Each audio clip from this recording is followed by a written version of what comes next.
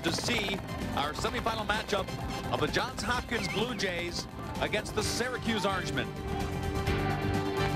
Weather will be a factor. The rain's starting to come down. The fans continue to pour in. Let's take a look at how the teams got to this championship bracket and the semifinals. You can see the Syracuse advanced from the quarterfinal win over Georgetown. Hopkins beating Notre Dame. Princeton had to beat Maryland, and Virginia a very close win over Duke. Hi everyone, I'm Leif Elsmo bringing you the play-by-play today, joined by four-time All-American Quint Kesnick. Quint, a little bit rainy today. That'll be a factor we'll talk about later. But these two teams are loaded, as are all four teams coming into this championship weekend. Well, it's interesting. We have the top four seeds. They've all advanced. Their record against the rest of the NCAA field this year, 40 wins and only 1 loss. So these are the best of the best. Let's take a look at Hopkins first. Hopkins had a tough quarterfinal matchup against the Western representative, Notre Dame. It was a tight game, but Hopkins went on an 8-2 run in the second and third quarters, really fueled by the work of their faceoff man, Eric Whedon. He won 18 of 26 faceoffs, scooped up 15 ground balls, and then Dan Denahan on the offensive end, 4 goals and 4 assists. So Hopkins wins that game 15-11. Hopkins, a team that really has changed their look throughout the season, adding people, shuffling their lineup. They really are maybe the most improved team from the opening day roster. They have 2 freshmen starting in the attack, Quint, but when you start defending Hopkins, you look first and foremost at Dan Denahan. The offensive star from behind the goal is Dan Denahan. 103 career goals, 6'1", 200-pound, a strong right-handed player behind the cage. I'm impressed with his work in the NCAA playoffs. He's got 18 goals in the NCAA playoffs. And if he's successful behind the goal, that'll set up that man right there, A.J. Hogan. 22 goals on the season. He's a glider. He can go both right-handed and left-handed. He's got an extremely quick release, and he loves to shoot. He takes over 8 shots per game. All right, now we take a look at the Syracuse Orangemen, a team that's used to being here 18 times. They come to the championship weekend. They love offense, and this is a team that had to beat a stingy, tough Georgetown team in the quarterfinals to get to the semi. I tell you, that was a tight game until the fourth quarter. It was 11-11, and Syracuse went on a 4-0 run, fueled by that man right there, Ryan Powell. He ended the game with 4 goals and 4 assists. Tremendous face-off work by Syracuse also. Chris Searcy so dominant, and you can see Powell at the offensive end. So Syracuse beats Georgetown 17-13.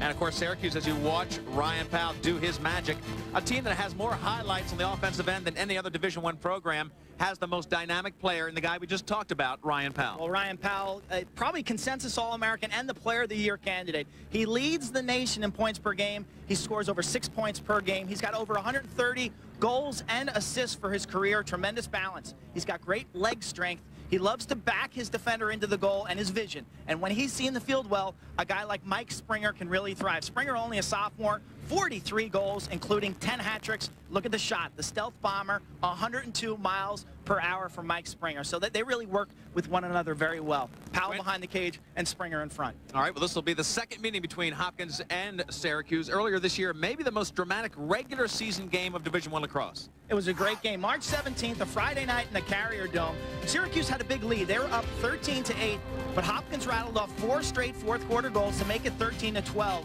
And then with time running down, you'll see Hopkins throw the ball towards the goal. Bobby Benson will score what appears to be a goal, but you'll see that the clock had double zeros up, no goal. So Syracuse wins that ball game in regulation, 13-12. Well, Hopkins will bring confidence from this near win in the Dome and a great comeback. Again, great confidence for them into the semifinal, while Syracuse will bring the bravado of a great program. We'll have our semifinal matchup at Bird in just a moment.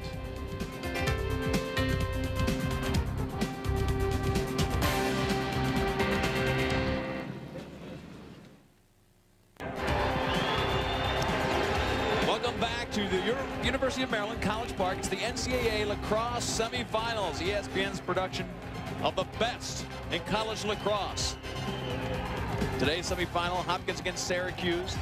The one game that these two teams have been looking forward to all year after meeting earlier in the Dome. It was a dramatic game then. This one promises to be equally as good.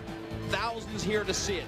Let's take a look at the goalies. Always important at this stage of the year. Brian Carcaterra, Quint, he really is a showcase down there. Very, very acrobatic. And he's getting better as the season has progressed, 56%. And there is Rob Mulligan, the voice, the leader of the Syracuse defense, an outstanding 62.3%. The goals against, only 8 per game. All right, getting set for the opening face-off. We'll take a look at the weather, how it affects this game. You will see as the game progresses. The temperature perfect, 63 degrees. That'll help a shallow team, not a deep team like Hopkins. The wind's not much back to the rain consistently coming down, and we might see this field deteriorate, Quinn. Yeah, we've had rain in the Maryland area 8 of the last 10 days. This field is unusually soft for this Byrd Stadium surface. Take a look at the face-off. Very important. Searcy against Wheaton.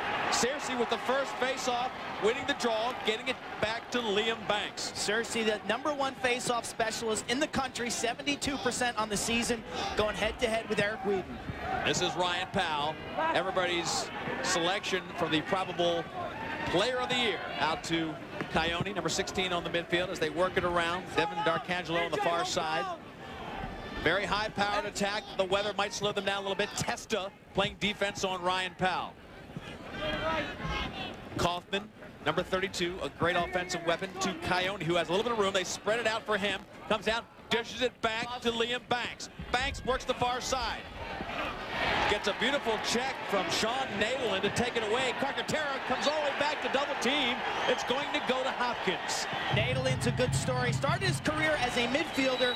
They switched him to long stick midfield, and now he's playing close defense. Well, Carcaterra was pumped up. He inbounded almost before the whistle was blown. He tried to rush it up and beat Syracuse on a quick clear.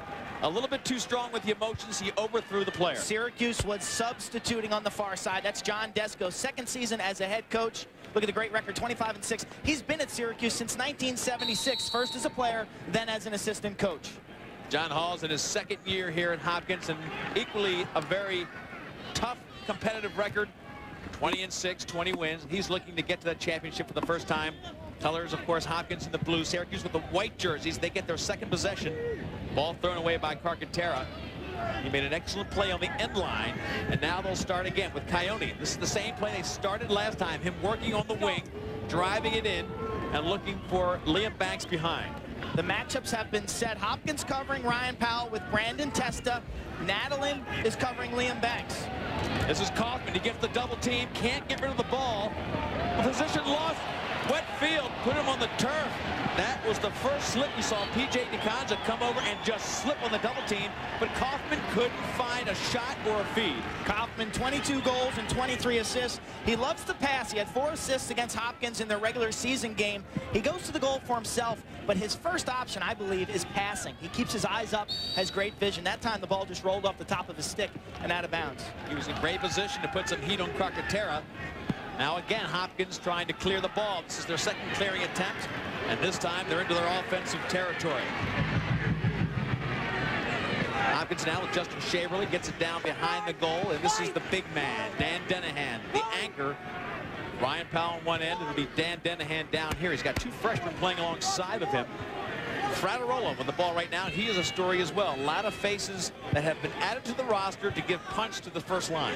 And I think Fraterola's got to be successful today. Hogan's going to get bottled up by Siglia. Denahan behind the cage, and Glatzel's a great matchup. But Fraterola might have an advantage over Bassett. Well, Bassett's up top trying to play some defense on Fraterola. They get an early double to try to stop him moving to the goal. Fraterola moves to that first midfield in about the 4th game of the season, really to add some punch and to help A.J. Hogan, number 12, take some heat off him. Denahan loses his footing behind the goal. They can't quite collect the ball. Mulligan out of the goal back there to help. Glatzel picks it up, looks for the outlet. Finds Bassett. Here they go. They're trying to run. Abrams, one more push, and they're going to push it down the throat of Carcaterra. The high shot by Springer. Beautiful job by Syracuse to get it upfield. Stetson put it inside to Springer, and they almost scored. That is the tempo that Syracuse is looking for. Ryan Powell slips twice on his cuts. Quint, I mentioned to you in the opening lineups when they announced the players, he came out and he slipped just on the opening announcing of his name. I don't believe he has long enough cleats. He slipped twice on that one move. We've got a whistle here. It's going to be a foul against Syracuse. Mike Springer, I think one of the riding attackmen, is going to get the call. Watch the replay. You can see Testa clearing. Something happened late after the play with either, actually it's a hold on Ryan Powell behind the play. I tell you, Powell spent a lot of time in the penalty box this year. 14 penalties. That makes his 15th for 12.5 minutes. Take a look at the extra man for Hopkins. 37% They were 2 for 3 at Notre Dame. They're riding a hot streak. They're about 50% over their last 3 games. Denahan, though, had problems with his footing behind the cage. So I think the footing will be an issue here, especially early. A lot of just a steady rain flowing down, and this field took a lot of water over the last 9 days. It was a concern just because the weather on the East Coast has been so wet. The field is saturated to begin with. It's taking more water now, so again, it will deteriorate as we go. They start in the 1-4-1. Hopkins does. Hogan up top, gets back to Denahan. Denahan looks to drive the side, tries to flip it left-handed, and goes over top of the goal. A creative play. So many times when you're down a man, the defense assumes that the player behind the goal is going to pass it. But that time, Denahan put his head down and tried a creative shot. Penalty up now. Teams all even as we stay in the offensive zone of Hopkins. Denahan, again, the defender slides. He's open now, and he punches it home. The slide missed him. The defender that was on him just fell down. It was Billy St. George who just slipped, and Denahan knew it, came to the cooker, patiently scores the first goal for Hopkins. His 25th of the season. You can see Mulligan surrounding his defense. Watch Billy St. George just run too fast. Right there, he slips on the wet turf. Denahan protects his stick and beats Mulligan. Remember, Rob Mulligan, a left-hander. Watch the placement of the shot to the near side and low. But again, the defense just slips behind the goal. You can't go rushing out of the person today because it is slick. You got to keep your feet underneath you. We've seen St. George go down. We've saw Denahan slip and saw Casey Powell, or rather Ryan Powell, slip twice on the same move. Weather definitely going to be a factor in today's game. Hopkins with a 1-0 lead. They have a ball in front, and there's a shot. Goal number 2. Beautiful job by Hopkins to push it right down the throat. Adam Doniger, the freshman, in the finishing spot, and he gives Hopkins a 2-0 lead at 10:54 in the first quarter. Doniger, a big kid, his 20th goal this season, 7 multi-goal games right off the face-off. He did not play in the first Syracuse game. They added him in the North Carolina game. Watch the face-off pop to the wing. Syracuse player slips, and P.J. DeConza comes up with the ball inside to Doniger. So right off the face-off, give DeConza some credit on that far wing. He's covering Bassett, who's such a threat with 146 ground balls. 9 seconds between scores. Hopkins doing exactly what they wanted to do, get the early lead. They want a little more patience in their offense than Syracuse would mind having. Syracuse gets the possession off the face-off, and Liam Banks immediately says, slow it down, patience, patience, let's get a good shot. Syracuse known for the run and gun, but this team is excellent in their half-court set. They have 5, what we call the Fab 5, 5 very talented players on the field at once. Springer takes it behind. The high White Sox back to Liam Banks. Big size differential on those 2 fine stars. And they push it up top to Stuart Smith. Smith coming down, didn't have a good angle, goes back to Liam Banks. Easy finishing shot, and it hit the pipe. Good save. I think I got a foot on it. Tom Hardy, I think, hit the post. Looked like Clark might have gotten a piece of it. Then it goes to the post. And look at the ragging Syracuse ride. Burns comes in and gets it back. St. George picks up the ball. Terra really dodged a bullet there. Good acrobatic save. May have pushed it to the pipe. Hardy, a natural left-hander, shot that with his right hand. He thought he had Carcaterra beat, but it hit the post. And then Timmy Burns, you talk about the superior athlete making the check at the midfield. Powell goes behind the back, misses the connection, but Burns has great offensive skills, cannot keep his footing. Watch out in front. And that rocket by Stuart Smith, high and wide, not backed up by the offense. Good move by Carcaterra to get it back to Hopkins. Take a look at the keys to the game. The Fab 5 for Syracuse, they must all show up and produce. Syracuse outshooting Hopkins as percentage-wise, 34-26. And then the Orange, they've scored 11 times. They've scored a 5+ goal runs. That's their signature. They go on 3 and 4, 5-goal spurts. Liam Banks coming in with a little bit of room up front. Ryan Powell, he's got the corner, and the first goal for Syracuse. Beautiful transition. That's what they like to do at Syracuse. They get it down to Banks. He drew the attention of the defense, and Ryan Powell finishes. That's Ryan Powell right there. This play started on the defensive end, a turnover for Hopkins, and give Liam Banks a lot of credit. He looked at Springer down low. He was looking down low. That helped Testa, allowing Powell to get free, and the rifle shot from close range beats Carcaterra. Here it is again. You can see Banks looking the defender down. He knows Powell's open, and Powell converts. Another face-off, all important. Syracuse doing a good job of getting the ball in their stick.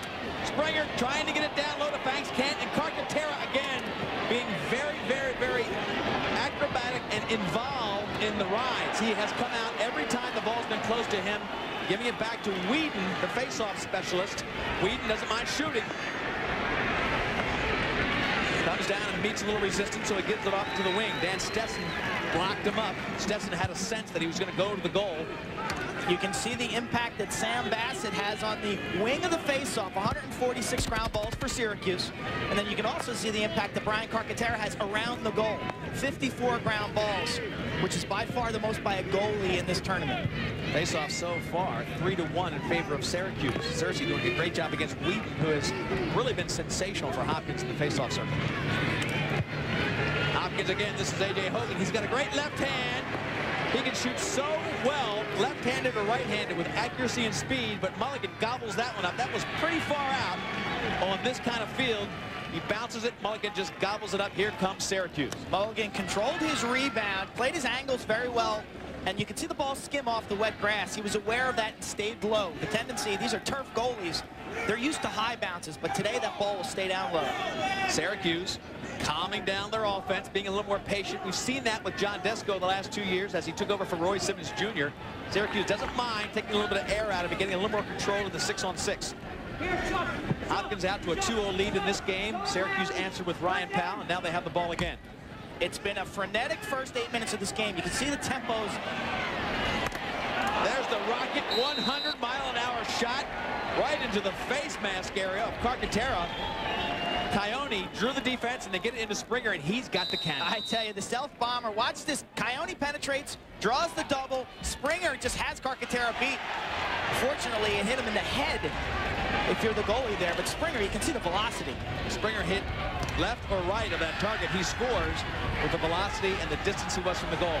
D'Angelo gets it off to his teammate as they try to, again, maintain minutes on the clock. Coyote with A.J. Hogan on him. That kept Hogan out playing some defense for a long time. Hopkins, a team not that deep. They want to save Hogan for the offensive runs. Kaufman on the near side. St. George on him.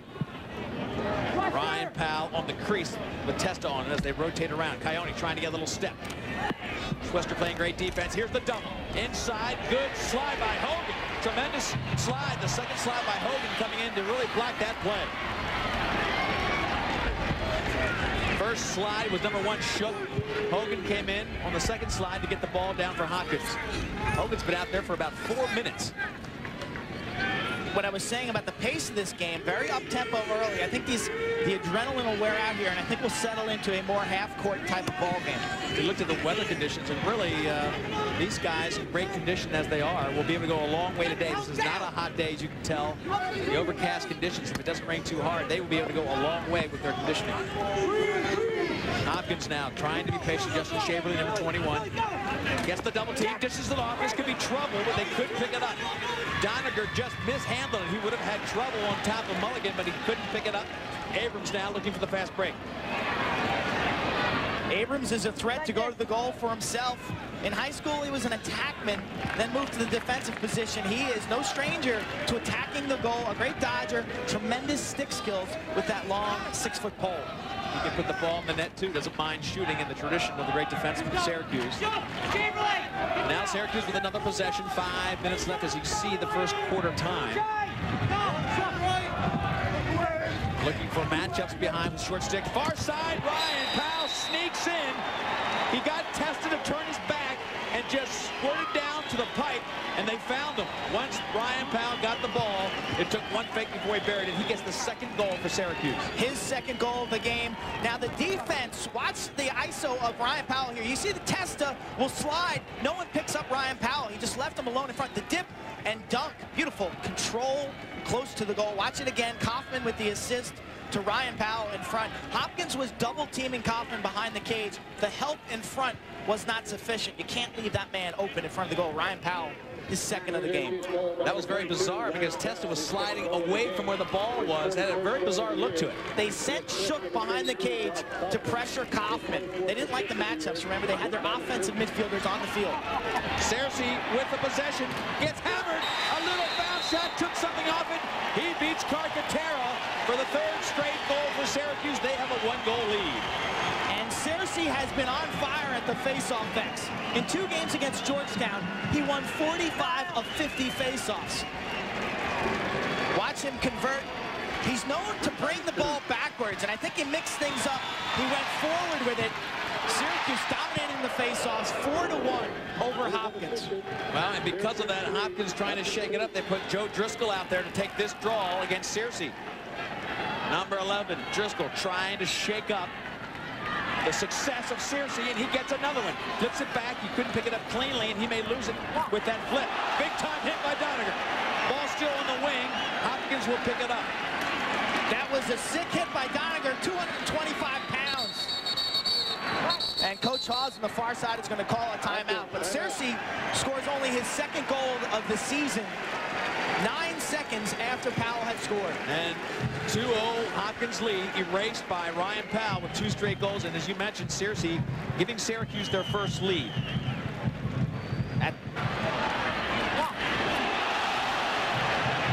This is a freshman, folks. Times are good at Hopkins with some good young talent. Doniger, a talented high school linebacker, just absolutely jacked Sam Bassett. Let me tell you, Sam Bassett is a great athlete in his own right. 6'3", 210 pounds. But that man Doniger was recruited to play linebacker at a lot of big-time football schools. John Halls, when they got the ball back, wanted to slow things down, get a little more control, called the timeout. Things getting away from him a little bit. Take a look at the Hopkins keys. The Blue Jays coming in on an 8-game win streak. They need, I think, to dominate the specialty situations. That's the extra man. 37% for the season, Syracuse around 30. The face-to-face, so far, I've got to tell you, Chris Syrcy has been dominating. 4 out of 5 wins, and they've translated into some goals. And then Hopkins has had problems guarding other teams when they get on a run, when they score in spurts. 3-0 run by Syracuse, started by Ryan Powell, their leader. He does it in so many different ways. 6 points per game on average, facing the best defense of every team they face. Now, a timeout by Halls. Let's see what they come up with. They've got Connor Denahan in there. We want to remind you that we've got the mics in the goal in this game, so you might hear Mulligan will block out for you a little bit and let you hear some of the goalies. You may hear Mulligan on one end. You might hear Carcaterra on the other, as they are the field generals on that end of the field. John Glatzel right there, Syracuse's top defender. He covers the opponent's best player. Today he's assigned Denahan. He's got a foul against Syracuse, their 2nd foul of the game. A hold, that'll be a 30-second violation. Mulligan in the goal. Well, let's hear what he says about how he directs things from that end. The newspaper started something when I was a freshman. They called me the mouth, but Coach Simmons likes to refer to me as the voice, just because you know, the voice, the emotional leader, as well as the, you know, the field general, because I do a lot of directing out there, you know, directing people places and, you know, calling out check calls and stuff like that. So I'm sure you're definitely going to hear me on the field this week. Mulligan, number 13, getting a little help in there from Glatzel, who made a great save earlier this season in a regular season game. That was critical to their success. Denahan up top. This is Hogan with a big cannon shot to tie the game at 3. They skipped 2 men to get it to the open A.J. Hogan.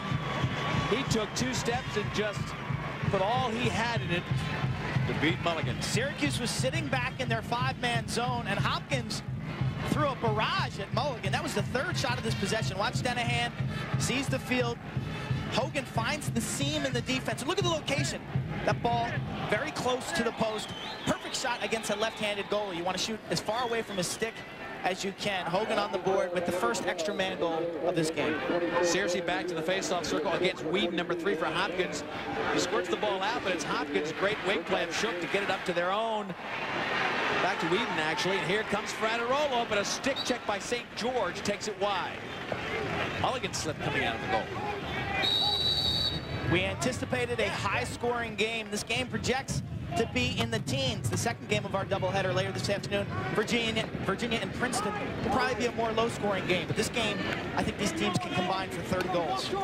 A.J. Hogan now, the guy who scored the last goal for Hopkins, the tremendous All-American midfielder. Back behind. Denahan pushes it up top. This is Fraterolo, the big shooter. Dishes off, slide comes a little late, and a good save by Mulligan. Denahan had the shot he wanted on the slide. Not great location on the shot. Mulligan comes up with a save. Mulligan, I believe, after watching him play a number of times this year, is really good against shots from close range. He moves his body well. He plays his angles. Syracuse losing the ball sloppily in front. The freshman could have really hurt him again, but Adam Doniger goes left of the shot. You can see Mulligan diving for that ball. When the ball goes out of bounds on a shot, the player who is closest to the ball when it goes out is awarded possession. So that's why you saw Rob Mulligan diving towards the end line. Thank you. Doniger will bring it in. St. George against him. They give it off to the wing. This is Justin Shaverly swinging out wide. He likes his matchup here. Fratarola again runs right by the defense. He'll take a shot, and it goes with a nice bounce to the corner. Hopkins with 2 straight regains the lead. Fratarola unassisted. You talk about confidence in sports, and Fratarola is a guy who came into the season with maybe 4 or 5 goals for his career, and then exploded in the second half of the year. Had 3 goals against Maryland, and then 3 against Ohio State. Watch this bounce shot, though. This ball just hits off the wet turf and skims off the corner. You can hear it hit our mic. And you see the reaction by Mulligan right there. Just a beautiful shot. I don't think any goal in the country would have made that stop. How old are you? And that play was in trouble for Syracuse when Dan Stetson went out a little bit high and got beat high. He was playing pretty recklessly in this wet conditions. Whedon now gets sharper at the face-off X, comes up with a possession for Hopkins. They lead by 1. I think it's clear that the team that has the ball on offense today is going to be able to score because of the field conditions. You have a big advantage when you have the ball and you know where you're going, as opposed to trying to defend on a wet surface. Connor Denahan with the bounce shot that Mulligan sights up and saves. This is Glatzel and Denahan, the marquee matchup in this game. The best against the best. Stick check, time for a shot, big fake. Can't get past Burns. Nice defense there as Abrams fell down initially. Terrific help by Timmy Burns. Abrams fell to the turf, and Burns stepped up to cut off that seam. And Timmy Muir, being a freshman, I think, hesitated to let that shot go. Still white. Doniger working tough. Big stick checks in his face. Let him go. Watch him go. That's Mulligan. You're hearing him direct the defense. Get up right, Sam. Get up. Timmy, go. Go, Timmy, go. He's trying to get Burns to slide. Burns now firing out for the fast break. Burns picks it up 21. The field is spread. Abrams to his right. Springer down below. Liam Banks, and a goal. This is what every coach fears when Syracuse gets a transition play and they've got the numbers. They are difficult to defend. Banks from Burns. It started with a poor shot by Connor Denahan that was blocked by the defense. Burns in transition, they had a 5-on-4 break. Burns does a good job surveying the field, makes a smart pass down low to Liam Banks, who converts. Now here's the poor shot. That is just a bad shot, I believe, by Hopkins. Weak angle. You're not going to score on that. Look at Syracuse. Look how they run, and they own that middle of the field. Springer dropped down low, opened it up for Banks, and he buries it to tie the game at 4. Under a minute in the first quarter. Syracuse getting the fast break off the face-off, and Searcy, who has been dominant at times, has his 2nd goal off the face-off. That can really deflate a team. They get a 1-goal lead. Well, I think the strategy has been to let Searcy take the shot, and let's see if Brian Carcaterra for Hopkins can make the save. Remember, Searcy coming in only took 4 shots on the season. He pops it in front. Watch the Hopkins defense, how hesitant they are to cover him. And he pings the corner. Beautiful job by Searcy. His 2nd goal of the game, only his 3rd of the season. But they're going to have to change their strategy. They're going to have to respect him as a shooter. They've got to get in there and stop those fast breaks. Searcy, 6 out of 9 on the face-offs. He had that one, but Burns just couldn't pick it up cleanly, and Hopkins now has it. This could be trouble. Ball down, and he gets double-teamed, still in the offensive end for Hopkins. They can't get it cleanly as Syracuse is all over them, and they just rifle it up down to their offensive end. Things were unsettled. Hold against Hopkins, who will give it to Syracuse. They'll have possession with that half a minute left in quarter number 1. John Hawes can't believe it.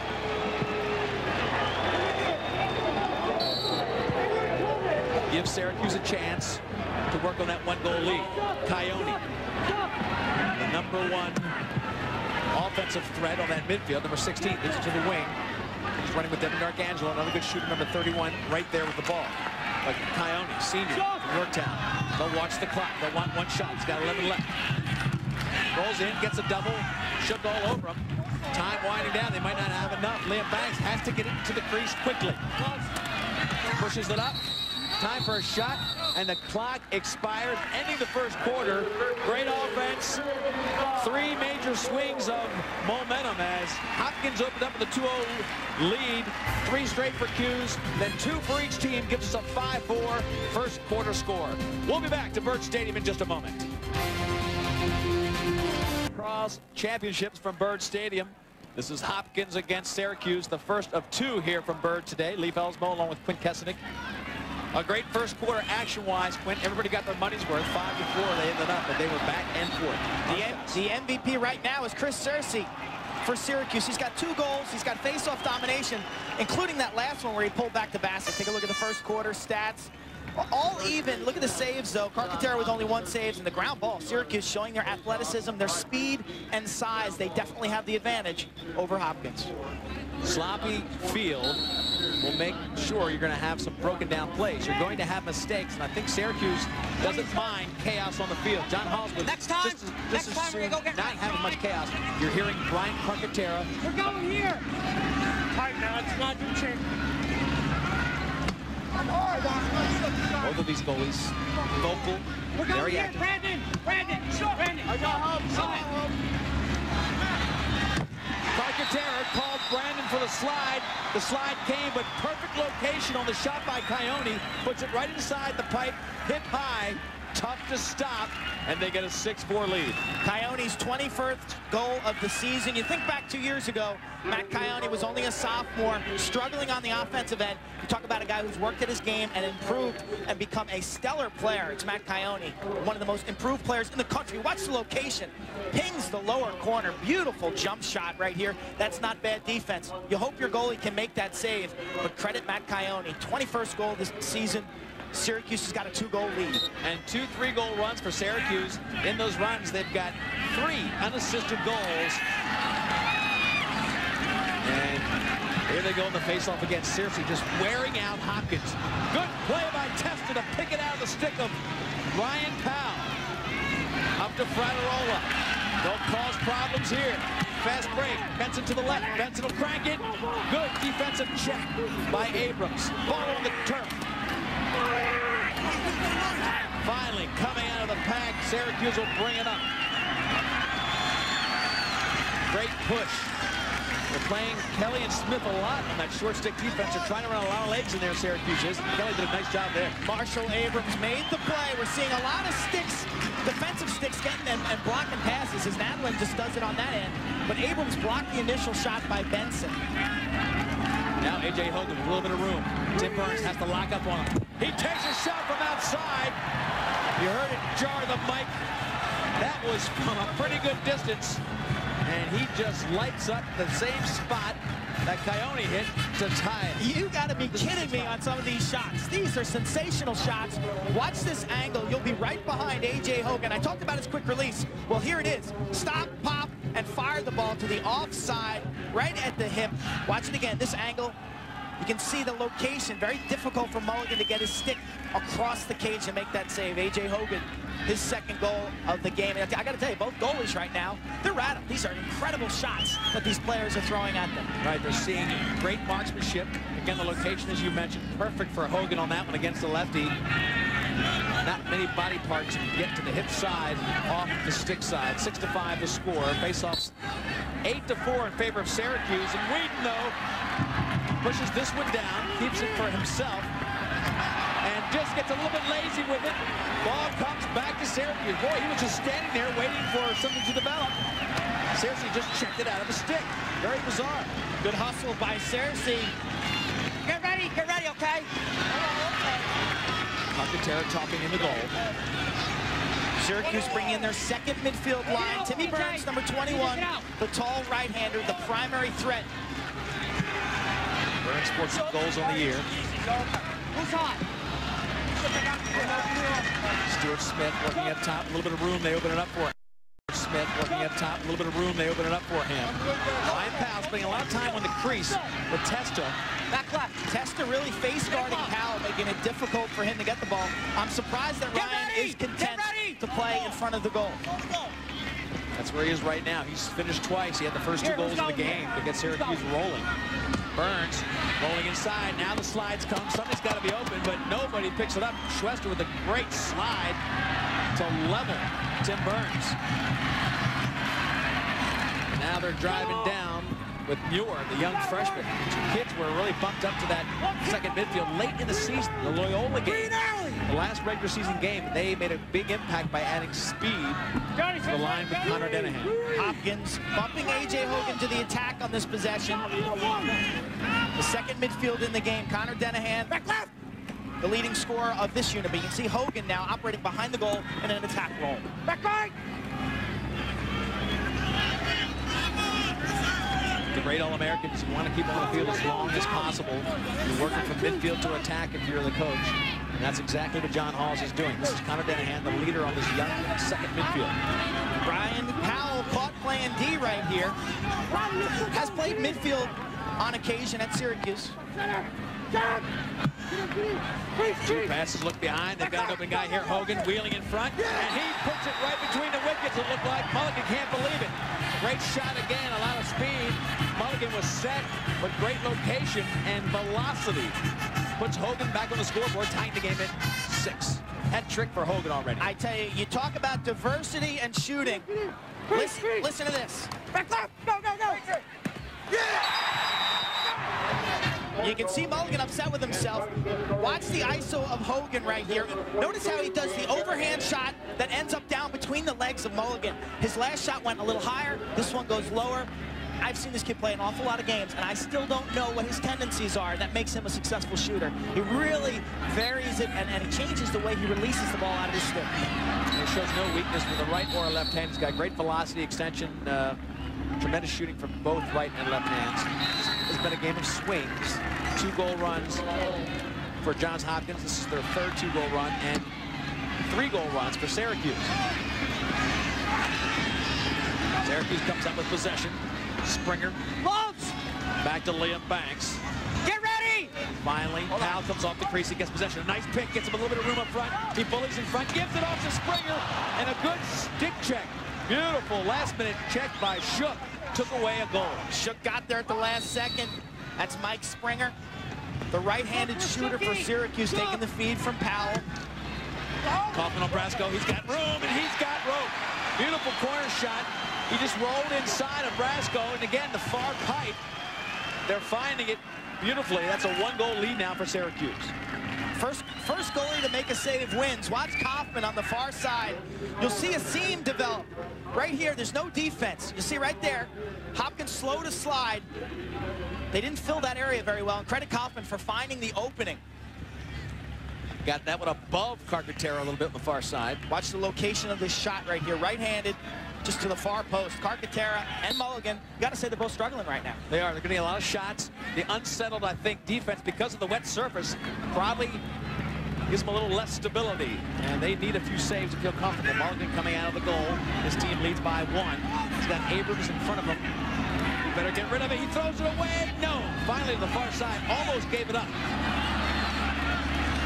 Risky throw by Mulligan. Nobody was in the net. And finally down to Liam Banks. That was an exciting clear. PJ! You got it out here! Madeline! You hear Carcaterra calling slides. Liam Banks dropped his stick and went high. Backed up by Springer. Syracuse will have it. This is a chance for Ryan Powell to get the ball. It's an out-of-bounds possession. Ryan Powell comes off the crease and back to get the possession against Testa. That's stay in the club. Get up. Drive. Get up.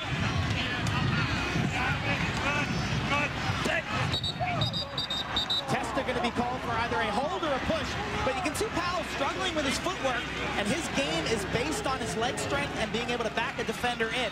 And when it's slippery out, I think this really handicaps his efforts. Watch it right here. Testa does a good job to here, but Powell with the quick roll. Watch him roll to the inside right there, and then Testa will push him in the numbers, clearly pushes him into the crease. Nice call by the official.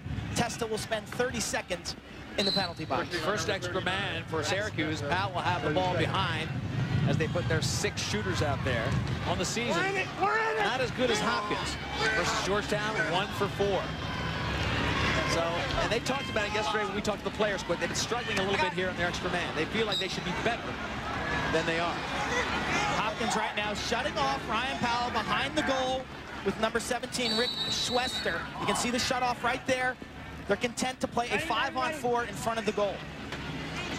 With the out of bounds, Powell brings it back in. Now Schwester relocks left-hand side of your screen. And Ryan told us, I believe, that he doesn't think they're getting enough passes. Great check by Springer to put it out of bounds on Rasco. But I don't think we've seen this. They're not moving the ball very much on their extra man, which means the defense is not having to slide very much. Coach Desko's going to call timeout right now. So a little tactical game going on. Hopkins shuts off Powell. Coach Desko wants to call timeout to figure out how to attack on this extra man. We'll be back with second quarter action. Right now, Syracuse leading Hopkins by 1. We're going to stay here right now and talk more about the Springer matchup. Watch Springer. He'll check the ball out of Brasco's stick. You'll see the ball go down. Hopkins will control, and then he'll go over the top right there with his long arms. He makes that check, and the ball rolls out of bounds. That was huge because it gives them another opportunity on extra man. We talked about them struggling. We've seen why. Ryan Powell says he thinks they're not moving the ball enough, causing the defense to break down with some bad slides, and I think that's exactly what they failed to do on this first extra man of this game.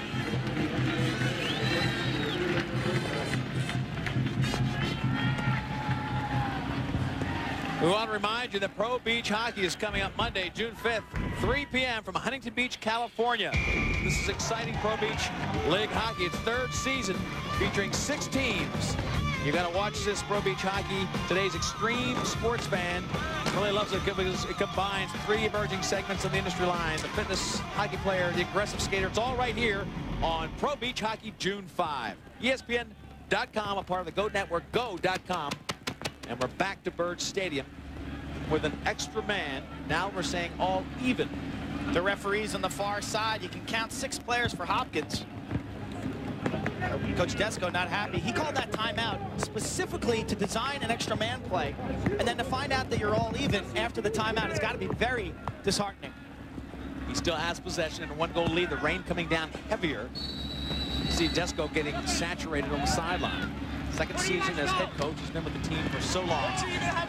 Great winning program along with Roy Simmons Jr. I got it. Carcatera barking out signals. Right. Springer behind. Ryan Powell still on the crease, being really guarded tightly by Testa. Here's a shot by Banks. And Quint, you talk about them being unsettled. The goalies still really haven't made any quality saves. Carcatera lets this one get by him, and now there's an 8-6 game. Banks, the second goal of the game. The low location has been successful hit for him. Watch it again. Springer behind the goal. Remember, Hopkins is shutting off Ryan Powell right now. And Banks just steps in. That's just poor defense. I think they were trying to zone it up in front of Carcatera, but watch this right here. Watch how open Banks is. And look at the defense. There's no one in that seam. And Banks just finishes. You can see there's too much standing around. Here's the shutoff. You can see Tim Muir for Hopkins in the face of Ryan Powell. Powell started the game with 2 goals. This is 2 goals straight by Syracuse. I talked about the run to craft this game perfectly. Hopkins has scored in bunches of 2, Syracuse in bunches of 3, which means they'd be up for another goal. You know, sometimes I think as a goalie, Carcatera may try to think too much. If you can remember back to prior possession, Banks shot the ball high over the goal. And I think that last time when Banks lowered his stick, Carcatera expected that high shot and caught him off guard. Great shot from the wing by A.J. Hogan. He came in and wrapped it around his shoulder, causing a lot of problems by Mulligan. It hit the pipe and came back out. Liam Banks looking for possession. Syracuse just fighting to get some time to calm it down. Banks out front. Abrams came all the way down to help out with a long stick. Looks like some kind of violation for Syracuse. Maybe too many men on the field, or a 10-second violation. They've got to get the ball in the offensive box in 10 seconds. I'm not sure what it was. They got it down past the restraint line, but they never got to the box, and that was the problem. Back to Hopkins, down by 2.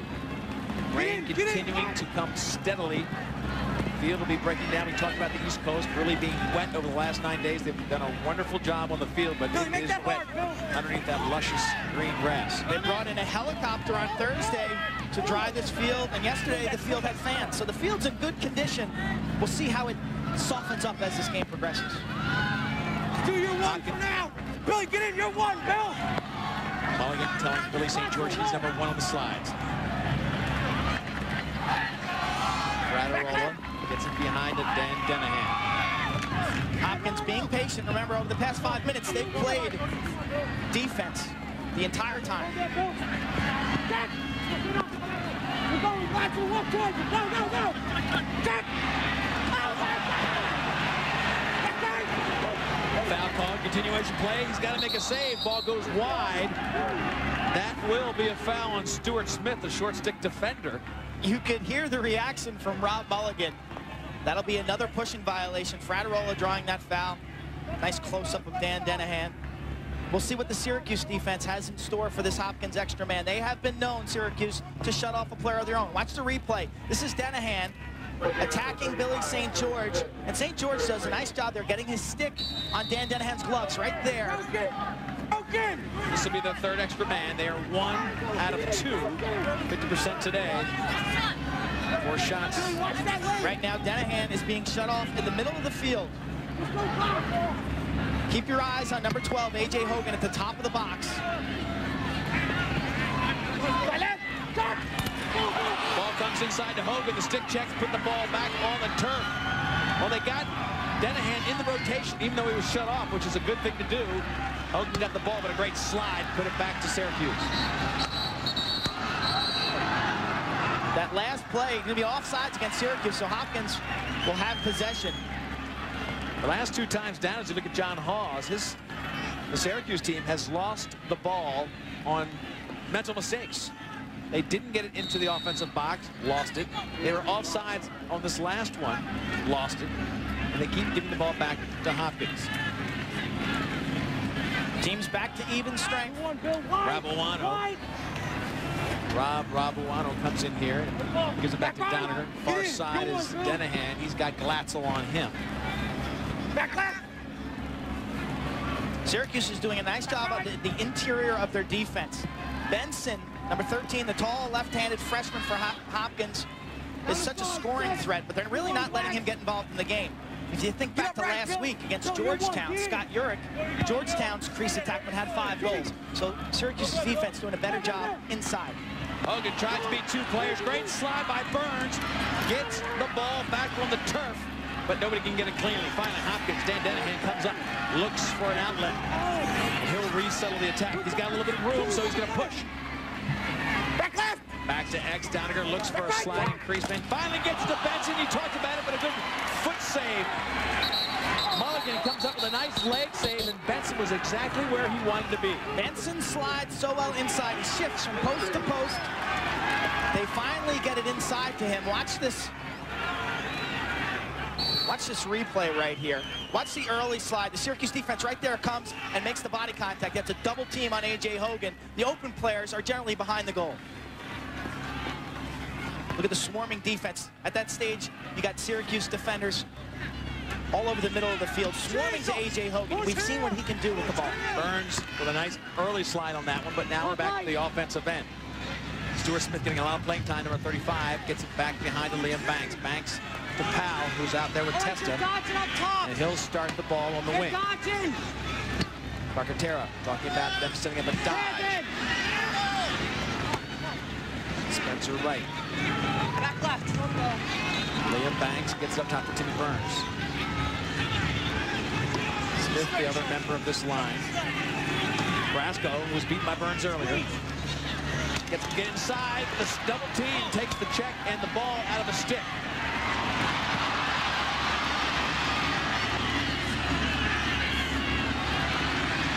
Here they come again. Syracuse picks up the loose ball. They've done a great job. Spencer Wright with this one, but they've been all over the ground ball. Syracuse has. It's paid dividends for them with a 2-goal lead. Second chance opportunities. We're going to have a timeout.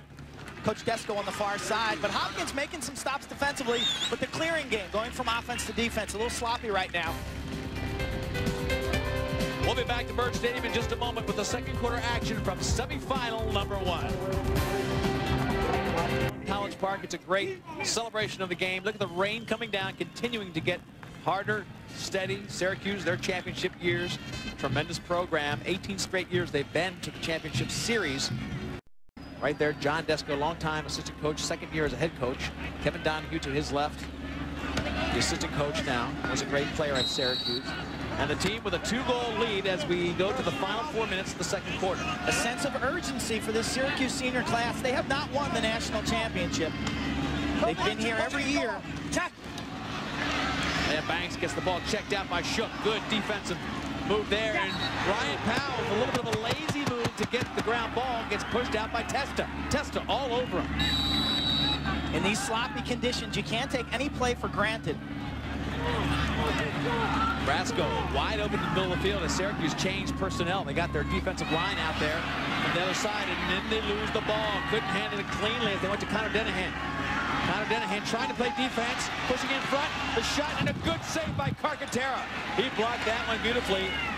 Tried to get it back to Brasco, pushed from behind, and that will be a call. What an interesting play. Kevin Kelly comes down. Carcaterra makes his first save in maybe 8 or 9 minutes, and Kelly continues to run into the goal. So it's what's called a play-on situation, and Hopkins has a chance to clear it. Well, they throw the pass to Brasco, and he gets absolutely crushed from behind. Watch this replay. You'll see Kelly dodging against Denahan, and watch Kelly end up in the goal right there. And then Carcaterra outlets to Brasco, and he's dumped from behind. Here, this shot is again. Good save by Carcaterra. That's what's called a play-on right there. Hopkins gets a chance to make a pass. If it's unsuccessful, they would have maintained possession. So Hopkins with another extra man. 1 goal they've scored today. This will be their 4th attempt. Big shot from the right-handed shooter side by Connor Denahan. Mulligan chases it momentarily, but backed up easily by Hopkins. Hogan has had the hot hand. Hogan's got 3 goals. Right now, Syracuse shutting him off on this extra man. They're taking him completely out of the play. They get inside to Benson. Stick check, and the ball still almost found the net. Doniger backs it up. Benson substituting on the fly. He'll be replaced by Fraterola, who's got a better outside shot. Well, he shattered his stick and broke in half on that check. He had to get new equipment.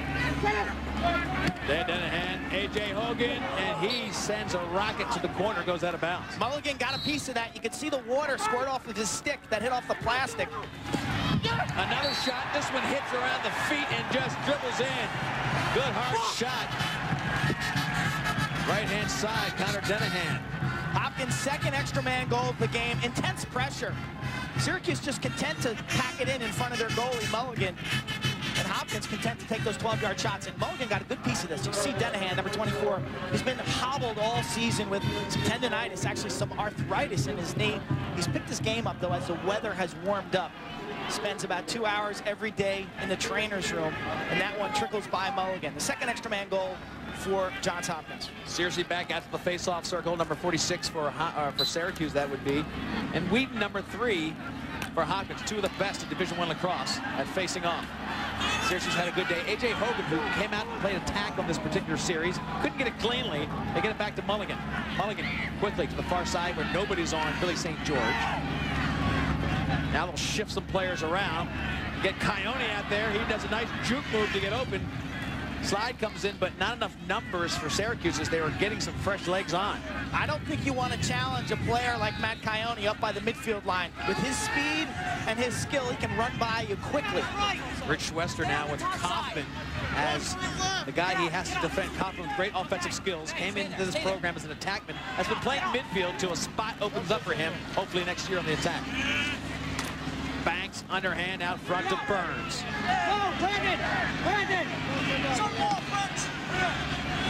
Springer on the far side with the ball. Tried to get inside to Kaufman, did. Springer asking for the ball far away from Kaufman. In the crease. Good chatter by Carcaterra. Yes, Carcaterra congratulating each guy that made a great play there individually by name. Interesting the way Hopkins is shadowing Ryan Powell, taking him out of the ball game, letting guys like Josh Kaufman, Springer, and Banks control from behind the goal.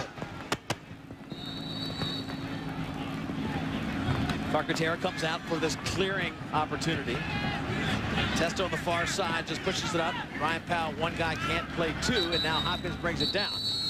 Timeout called by John Hopkins. He's got 1:15, as you can see, in this first half left. He's down by one. He can tie it up right here. He'll draw up a play and come back and try to do that in just a moment.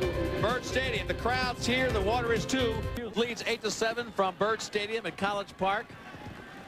Well, they call a timeout. Quinn Kesnick. Who are they going to give the ball to? A.J. Hogan has had the hot hand with the hat trick from the outside on an assist, doing it himself on that goal. And here on the near side with the jump shot down low. Hogan has nearly half of the Hopkins goals. So he would be a prime target with this timeout to get the ball to try to tie the game before the half. Hopkins with a rotation, trying to get some heat on Mulligan. Hogan right there, number 12. Syracuse playing a zone defense. So they anticipated the big play, tried to mix up Hopkins with the zone. Young Don Scott, number 6 up there, the second midfield with Connor Denahan, who scored the last goal. This is A.J. Hogan, who's working out of the attack zone right now. You good, Blacks? Slide by St. George comes way across the field. Now they're in trouble. Two guys way out in the wing. Good job by Denahan to get him out farther away from the goal. Now Connor Denahan comes in, but the check from behind saved the play. Great check by Stessen. Terrific recovery by the Syracuse defense. They pressured Dan Denahan, but then recovered well enough to cover his brother on the other side of the field. Get in! Mulligan marking out slide packages. Lift! Abrams drops the ball to the turf, but they get it back. Jump shot by Hogan. We talked about how great he is. Don Scott got the ball to him. He took a bounce shot. They call a crease violation out and back into the crease, and it'll stay here with one second left. Watch Hogan call for the ball, and keep your eye on this bounce shot. It'll hit the upper post. It'll skim off the turf. Actually, watch his reaction. You'll see he puts his hands up. He thinks it's a goal. Watch this ball hit the upper post right there, and then kick out. He'll raise his hands. He thinks this is a goal. It was not. They've readjusted the clock to 3 seconds, Clint. Ball pushed into the crease. Abrams with a big check. It'll be a 1-goal lead for Syracuse as they go to the locker room. Entertaining offensive show by Syracuse and Hopkins in our first semifinal from Byrd Stadium. We've got a great matchup coming up after this right here on ESPN2. But everything you talked about, Quint, a lot of offense, a lot of shots. I tell you, incredible. Ryan Powell opened this game, 2 goals, and then A.J. Hogan really took over, but Syracuse has been too much off the faceoffs. Chris Cersei, the story, winning most of the faceoffs and actually getting 2 goals for himself. Hopkins faithful out here, rooting the team on. They kind of consider, at least the Syracuse guys, feel like Hopkins has a home crowd here. Obviously, Hopkins not that far away, 40 miles down the road. Syracuse coming in as the favorite, 13-1 on the season, the #1 seed. Their only loss against Cornell in mid-season, and they've beaten the 3 teams remaining. They've beaten Hopkins regular season, they beat Princeton, and they beat Virginia during the regular year. So they are the strong favorites, but it didn't seem like they were feeling any pressure. This was a wide-open first half. Semifinals today. We'll have the second semifinal 45 minutes after this. Here are the numbers from the first half. Syracuse against Hopkins. Look at the differential in shots. Hopkins out shooting Syracuse. The saves, though, Brian Carcaterra only 1 save for Johns Hopkins. And the face-off advantage going to Syracuse. They scored 2 quick goals. Chris Cersei did right off of face-offs. And it was following up another Syracuse score, so he really piled it on as you look at the ball. And the face-off for half number 2. Wheaton number 3 for Hopkins. Cersei number 46. And again, Syracuse gets possession to open the second half off that face-off. Syracuse doing a tremendous job. Liam Banks getting a lot of pressure off of the wing. They're really pressuring Banks. Sean Nadelin way out on the wing. Sam Bassett with that ground ball for Syracuse. Number 28 comes in off the wing. Kaufman gets his defender to fall down. Brasco just lost his footing. Kaufman couldn't get a shot. Kaufman has been in that same spot twice today, Quint, and has not pulled the trigger. Good. Get up, John. It's Ryan Powell content to sit on the crease. Kaufman becomes the best passer in the Syracuse lineup. Back right. Pushed it into a slide and cleared. Springer just crashing down for the left-handed shot. And with Ryan Powell in tight and not wanting to slide from Powell, it makes Springer a little more open for that shot. Terrific set play by the Orange. They strike first. Springer left-handed off of a pick on the inside. You can see great ball movement on the far side. Here it is again. Coyote down the side to Banks, and Springer will come off some kind of pick action right there in front and converts left-handed past Carcaterra. Syracuse up by 2. 44th goal of the season.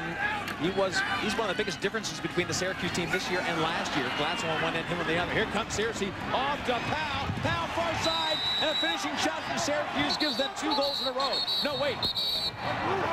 Outside. You blew it, but he blew it. You had the ball. Come on that way. That ball comes out. That is not a goal. Take it off the scoreboard, which they just did. 9-7 is where we'll stay with the score. Terrific passing by Syracuse off the face-off again. That's a common theme. Ryan Powell far side to Banks, and the ball hits the back of the net. That ball is outside of the goal. It is not in the goal right there. You can see the officials thought it was in the goal, and you can see the frustration. Banks knew. By Liam Banks. He drifted back a little deep on the far side, took himself out of the angle. Boy, that is the killer instinct that Syracuse has had in this game coming up face-off. They score, get another face-off, and come down and follow it up. They've done it twice today. That would have been the 3rd time. Hopkins looking to clear. They do give it to A.J. Hogan on the far side. Benson, number 13 on the crease, the big target, 6'4", has Abrams on him. Doniger up top to Fraterola. Gives himself a little bit of room as he works against the defensive checks of Syracuse and Kelly. Under control, Bill. Bill, under control. Come on. Mulligan asking for the defense to control themselves. Under control checks. And a big check there takes the ball away from A.J. Hogan. Stetson came in with a nice double. Behind the back, over towards Stetson and Abrams. Going to be a violation against Hopkins. Glatzel made the over-the-shoulder pass, and he was fouled as he fell to the turf out of bounds. You can see Mulligan talking the official. Frustration foul by Johns Hopkins right there. John Hall has their coach frustrated himself. Oh, absolutely. He doesn't want those mental mistakes. He knows he needs to play perfectly as far as mental mistakes. Don't create any opportunities where Syracuse can start that run that you talk about, Quinn. We've had runs in this game, but they've been answered every time. What you're afraid of is that Syracuse marches off that run, and you can't answer it equally. John, it's a right time. 0 for 1 on the extra man. So their second chance. You hear Carcaterra in the goal. Carcaterra pushing. That was a great save by Carcaterra. Beautiful job by Kaufman in the middle, and he just couldn't finish it. Kaufman with the one touch. Carcaterra met him stick on stick.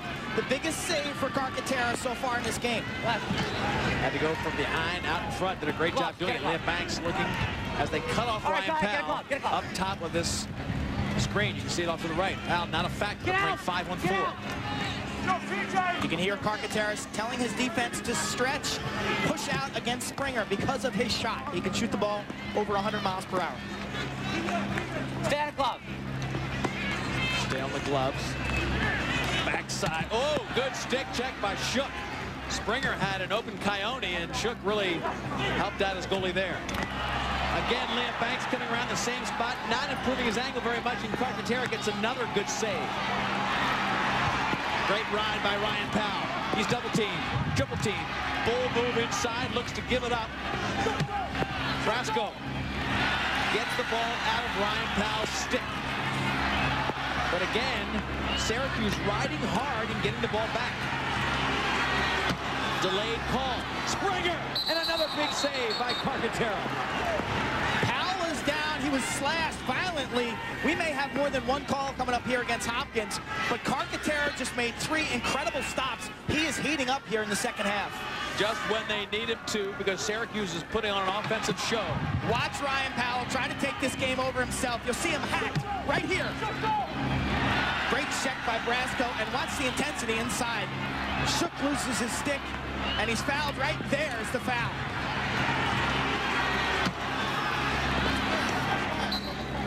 So Syracuse with yet another extra man.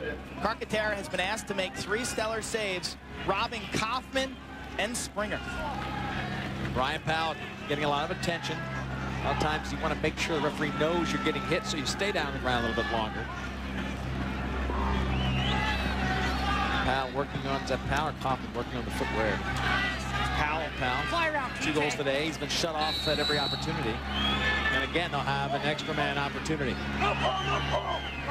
And give it a little bit different look this time, Q. Go. Shutting off Powell behind the cage again.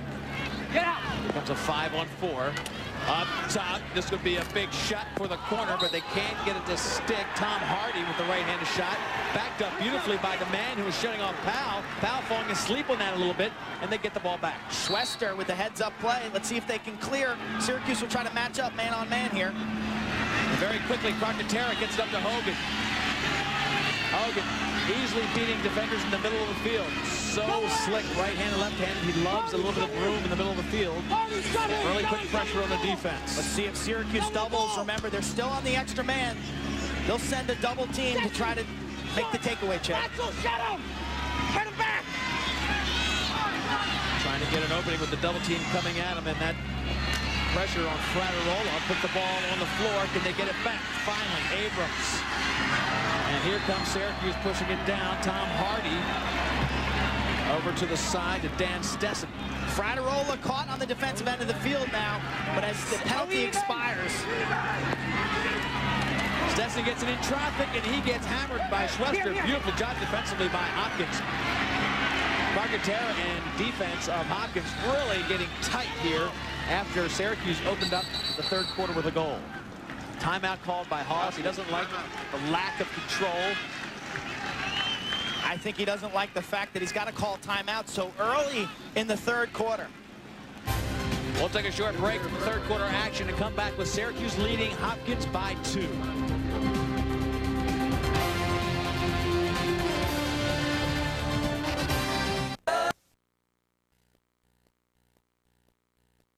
Double team. The ball bounces off of Mulligan, who had position, but enough English on it that Hogan gets his 4th goal of the game. A.J. Hogan unassisted. The turnaround jump shot. He's playing attack right now. As you can see, he's being covered by Marshall Abrams.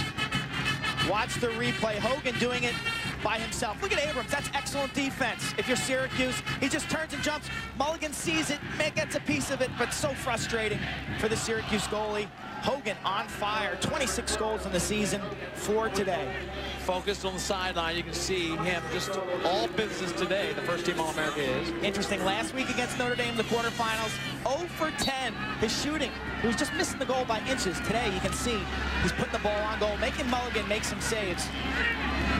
How about passing on the ground ball, but he forces it over to St. George and loses it. St. George comes up with it now as Syracuse again wins a faceoff. Syracuse to pass it. Syracuse is going to be offsides here. Syracuse was offsides on that last play. Second half, we've had 3 straight faceoffs, won by Syracuse. Back up, White. Now Hopkins will clear it in their end. They definitely, even though Hopkins had the first, or Syracuse had the first goal, Hopkins has really gotten into a control mode here in the last 4 minutes. Ryan Powell getting frustrated, and they call him. Carcaterra pushed Powell from behind. The referees made the right call, and then Powell retaliated, but Carcaterra seemed to take a dive on that. And it looks like Ryan Powell will end up in the penalty box here. Watch this play. Picks the pass off, the ball's loose. Now watch Carcaterra, he pushes him. So the referees blow the whistle. And if you keep that rolling, you'll see the retaliation. Watch Powell, he'll get up and he'll retaliate. Carcaterra right there, and Carcaterra takes a dive. So Carcaterra making things happen, knowing that this has the potential to be the last half of lacrosse he plays in college. Doesn't want it to end here. Talk about both of these programs with the great history, Quint, and both of these classes not wearing a ring yet. You can see Powell jogging off the field. 5 defenders in the game for Syracuse right now. And 6 offensive players for Hopkins. So Hopkins will have the extra man here. Carcaterra won that one. Smart move for him to come up and initiate against Powell, who's very frustrated not being into the motion of the offense. Hopkins with yet another extra man. Dan Denahan controlling behind, slick surface. He's got Doniger on the bottom right here, right-handed shot. He skips him, and it's picked off by Abrams in the middle of the field. Tried to skip a man as Glatzel picks it up and drops the ball. Pushed out of bounds by Denahan. They'll give it to Syracuse. The right call was made. It'll be Orangeman ball. Great defense. The stick work. Marshall Abrams, Jay Abendroth coming in off the bench and getting a stick on that. Number 47 for Syracuse. Stetson over to Mulligan. Stetson will get it back and just cleared up easily on the near side. Stetson's got some speed. Behind the goal to Kaufman, who now sets up on Testa behind the goal with, of course, Ryan Powell on the sidelines. So a different look for the attack. Ryan Powell cooling off on the sidelines from that last confrontation with Carcaterra. Kaufman, very talented. He gets double teamed from behind. The check comes and puts the ball on the ground. Testa with a lunging check. Great move by him. Far side and a decking play by Powell. They'll call him again on his hit on Sean Nadelin. Powell, 2 consecutive fouls. We said coming in that his Achilles heel is he plays with a lot of fire and a lot of passion. And for an attackman to have 14 penalties for 12 minutes prior to this game is a lot. And you can see, watch this replay. He'll hit Nadelin high up around the head. I'm not sure that looked like a pretty good to me. In real time, I thought he hit him kind of high. Watching it in the slow-mo, it's actually under the arm. You can see Powell with 2 consecutive penalties. Chance to put his team into a bad spot by allowing Hopkins to tie the game. Frustration mounting on John Desko and Ryan Powell right there. Sort of taken out of the game by Hopkins and their shut-off tactics. Again, an extra man play for Hopkins. A.J. Hogan, 4 goals in the day up top. Off to the wing and now down below to Dan Denahan. Benson to the left. And looking to the near side, Connor Denahan. Hopkins with 2 players behind the goal, 4 in front. Different look with Doniger up front. Oh, he tried to handcuff, tried to get it to A.J. Hogan, but a little bit tight on him. Great play to get the ball up. Sean Nadelin again making a sensational play, but throwing it wide. It'll come out. Syracuse's man-down defense being tested in this 3rd quarter. They're stepping up. Hopkins really hasn't even put a shot on Mulligan in the last 2 penalty situations. Kevin Kelly with the ball out of bounds. He'll be doubled. Robbie Benson, the freshman, and Doniger, both freshmen, 13 and 25, giving Hopkins a great look for the future. Burns. Pushing it in, goes for the right-handed shot and just can't get it around Carcaterra, but this will be backed up and it'll stay in the Syracuse offensive sticks. Team's not back to even strength yet. And so Burns, I think, caught the Hopkins defense kind of napping. They assumed that he was going to run the ball around the outside and kill the remaining penalty time. He had a chance to score a big one there. Didn't have much of an angle. Reached around Carcaterra. Kaufman got doubled last time. Let's see what he learned from that situation. He tries to split 2 guys, comes back with it, but again, Testa puts it back on the turf. Kaufman getting double teamed effectively 2 times in a row. Penalty now is up, so it's even strength as Kaufman tries to ride Carcaterra. Carcaterra loves the open field. Hopkins now will bring it down. Schwester getting it down low. Doniger working on St. George.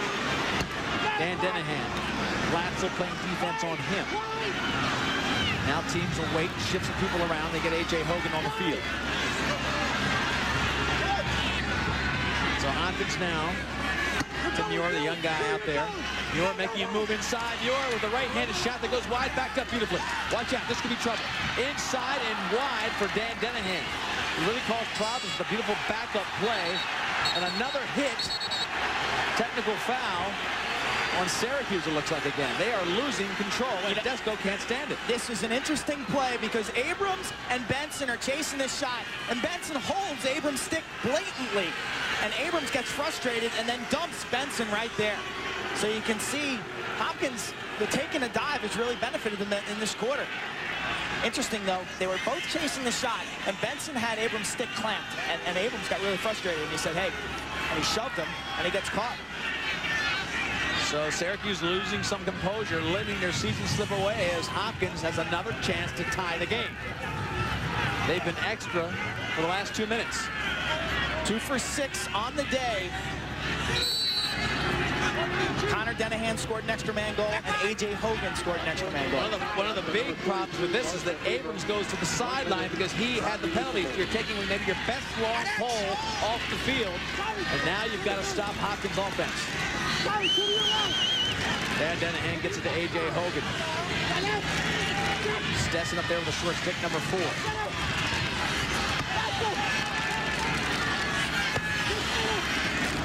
Hopkins being very patient. Everybody out in front of the goal now. 3-3 formation.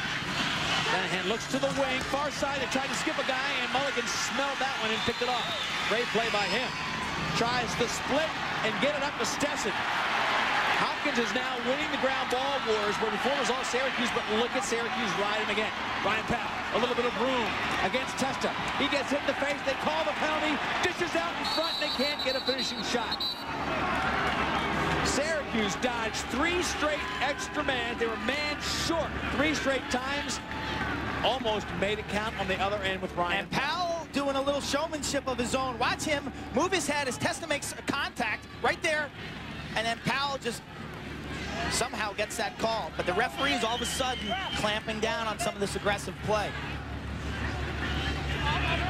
So Ryan Powell now out with an extra man for Syracuse. They still have a 1-goal lead, and Johns Hopkins, they're going to look back on that last 3 minutes, Quinn, and look about how that affected this game. A chance to tie it, maybe even go ahead. Right now, we will be 5-on-5 for a bit here. Teams at even strength playing 9-on-9. And then Syracuse's penalty on Marshall Abrams will be released, and so they will have an extra man. Well, they switched up from Nadelin. They put Schwester back there on Powell to shut him off like they have been doing. They have all 4 long sticks for Hopkins up in front. Now the extra guy is out there. It's 6-on-5. Powell still content to be shut off. Syracuse 0 for 3 on their extra man. We talked to them yesterday about how they've struggled this year, and that could cost them the game today. Bounce shot, not a good one, way out front by D'Arcangelo. A pretty poor shot, even if it wasn't extra on an extra man, even worse. Carcaterra on fire, pushes it up to Brasco. So Syracuse not even getting a great shot with the extra man. Hopkins again with possession. Syracuse leading by 2 under 5 minutes in the 3rd quarter. Doniger. Denihan up to Hogan, who gave it all the speed he could, but Mulligan tracked it beautifully. Powell, way out in front. He's whacked, but gets it to Abrams. Abrams got Springer to his right, Liam Banks to his left, and it's Banks with the right-handed shot to finish. The play started with Robbie Mulligan making the save. Syracuse counters. They counterattack. Marshall Abrams. The ball ends up with Banks. He goes down low again. He beats Carcaterra. You see the big smile, Liam Banks. Watch how Carcaterra almost gets this ball. Abrams to Banks. He'll go down low, 5-hole right there. And you can see Carcaterra all over that, the frustration as it trickles in. But Marshall Abrams, in transition, kicks it to Banks. Syracuse stretches their lead 10-8. You got to give Mulligan credit. He's been really hammered up there. A lot of pressure on him, but he started that outlet pass, immediately got it up in the middle of the field, and then it was Banks on the other end. Abrams, Banks, Springer, 3 guys, 3 on 2 to put pressure on Carcaterra. Banks quietly having a sensational game. 3 goals, 2 assists for Liam Banks. A.J. Hogan now working from behind the goal. Number 12 gets it out front of Doniger, and this is Connor Denihan on the field, working against the long stick defense of Seglia, the best long pole.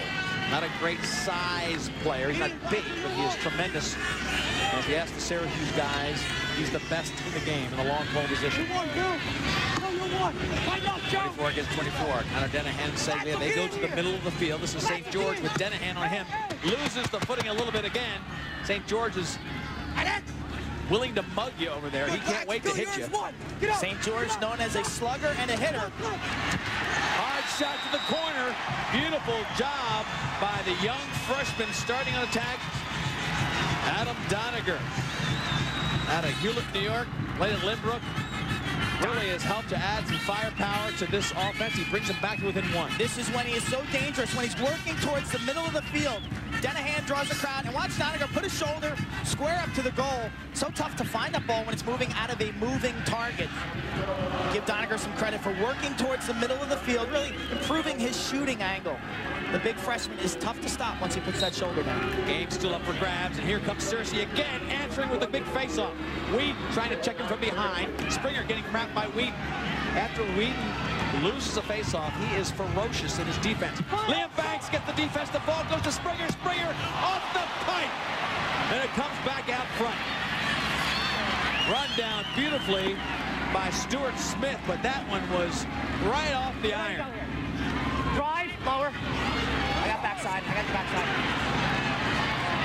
Here Carcaterra talking about tested defending Ryan Powell. You must get lower than Ryan Powell when he backs you in like that. He loves to get down really low, 3 or 4 feet off the ground, and use his tremendous lower body strength. Nayland gets help from Shook. The slide comes. He puts it right back up top to Burns. Burns sets and fires, and a big save by Carcaterra. Powell with another riding check to get the ball back in his stick. In close, Springer, and he scores on Carcaterra. And the defensive man who slid it was Schwester, who tried to fill the void when Carcaterra was out of the goal.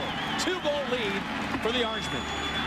We've gone back and forth in this exciting third quarter. This play is Ryan Powell. Watch the ground ball work. Scoops it up, avoids the check, somehow manages to get out of the traffic with it, and then finds his teammate, the stealth bomber Springer, and Springer capitalizes. You can see the Hopkins defense, helter-skelter, multiple fakes, Carcaterra nowhere to be found. Springer's got his second goal, but that goal goes to the hustle of a player like Ryan Powell. And it was Carcaterra who made the first check on Powell, so he knew Carcaterra was out of position.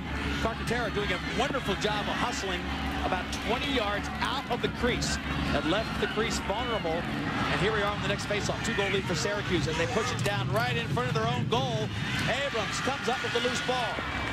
Syracuse has dominated the loose ball category, which normally is a good omen for a team. Back to Abrams in the middle. Springer couldn't pick it up cleanly.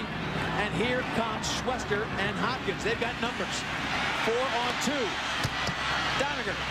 And just shoots it wide. Boy, was that an opportunity. Syracuse having some problems out of the substitution box. When Abrams took that ball up the field offensively, they didn't rotate down and fill those defensive slots, so they only had 2 remaining defensemen. Hogan, Fraterola, up top. Back left. Get up left. Denahan draws 2 players, wheels to the right-handed shot and goes wide. Denahan loves those severe angle shots. We talked to Rob Mulligan about that. The goalie for Syracuse well aware that Denahan will fire with very little angle. Denahan really working more on the left-hander side today than you normally see him. Maybe a little mix-up because, or a change-up to try to work off of the left-handed goalie that he's facing. Hopkins again with possession. Minute and a half, third quarter, 2-goal lead for Syracuse. First semifinal action of the day. Denahan far side. And close, and a finishing shot by Fraterola. Beautiful stick work, 4-5 passes, and they finish on the crease. 11-10, tic-tac-toe for Hopkins. It starts with Hogan, goes behind Denahan, Doniger, and then back inside. Watch the defense right here.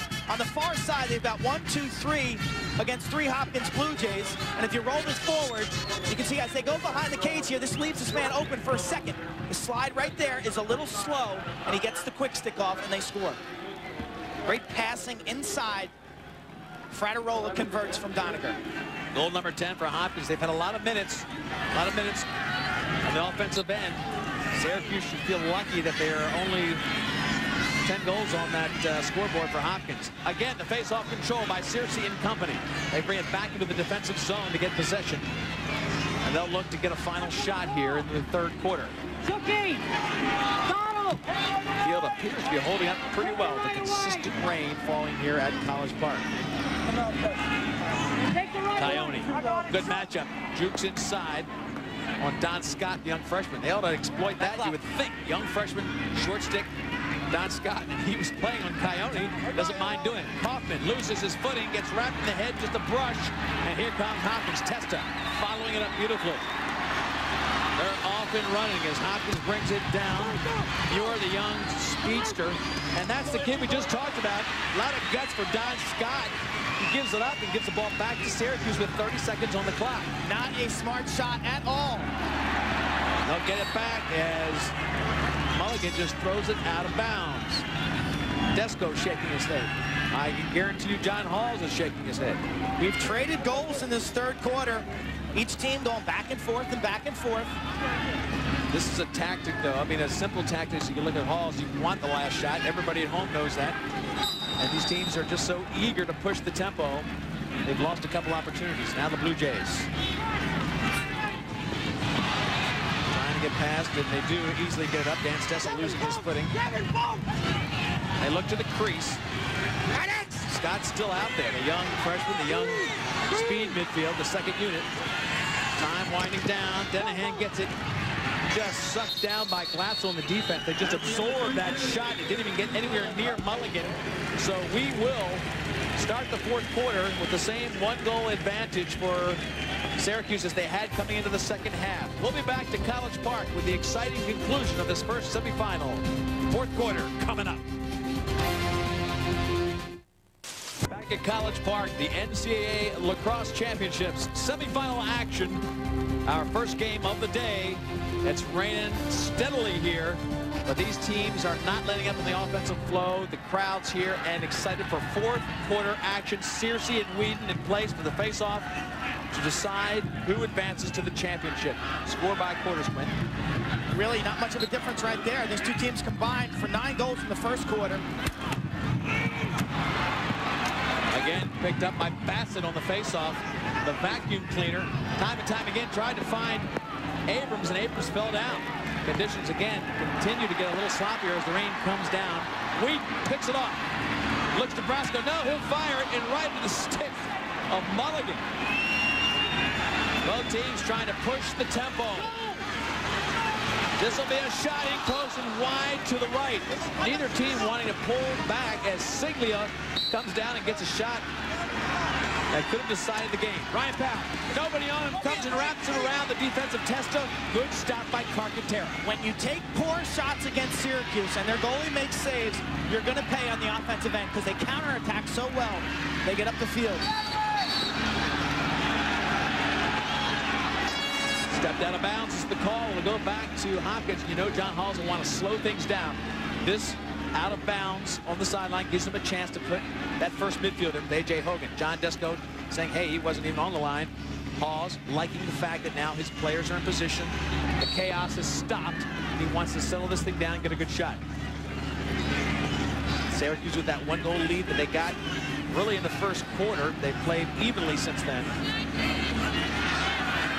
And here goes Hopkins really pushing it up with Dave Rabuano. Doniger. Syracuse again now forced to play more defense because of Hopkins' control. Shaverly gets up top to Hogan. Hogan comes to the right-hand shot off the pipe. That one beat Mulligan, but found the iron. That one pegged Mulligan in the ankle, and you can see he's limping. He never picked that up out of the stick of A.J. Hogan. Ryan Powell gets it in front and just goes to the side and misses it. Carcaterra dives to get it, but it'll go to Syracuse. Mulligan took this off the ankle, and you can see he is limping. That hit him in the left foot. A.J. Hogan, I spoke of his quick release, and it really is quick. He snaps his wrist so fast. Mulligan never really got his stick on that, but he had made the save. He wears the heavy pad on his left leg. It's an easy target. It's one that often gets hit. Ryan Powell just bull dodging in and just floats it over the defense, trying to find teammate Burns, giving the ball back to Halls. Time and time again, Hopkins has a chance to tie this game. Testa and Powell, that's Ryan Powell right there, engaged in a monumental battle. Powell likes to get low. That really works well with Testa because Testa's not the tallest defender. He's about 5'9". You can see the way Powell loved to feed the backside. He overthrew his target on that last possession. Tim Muir, the young freshman with great speed, got a starting spot or a spot on the second midfield. The last game of the regular season. He's going. Connor Denahan. Siglia. Working defense on him. Let's go, go, go.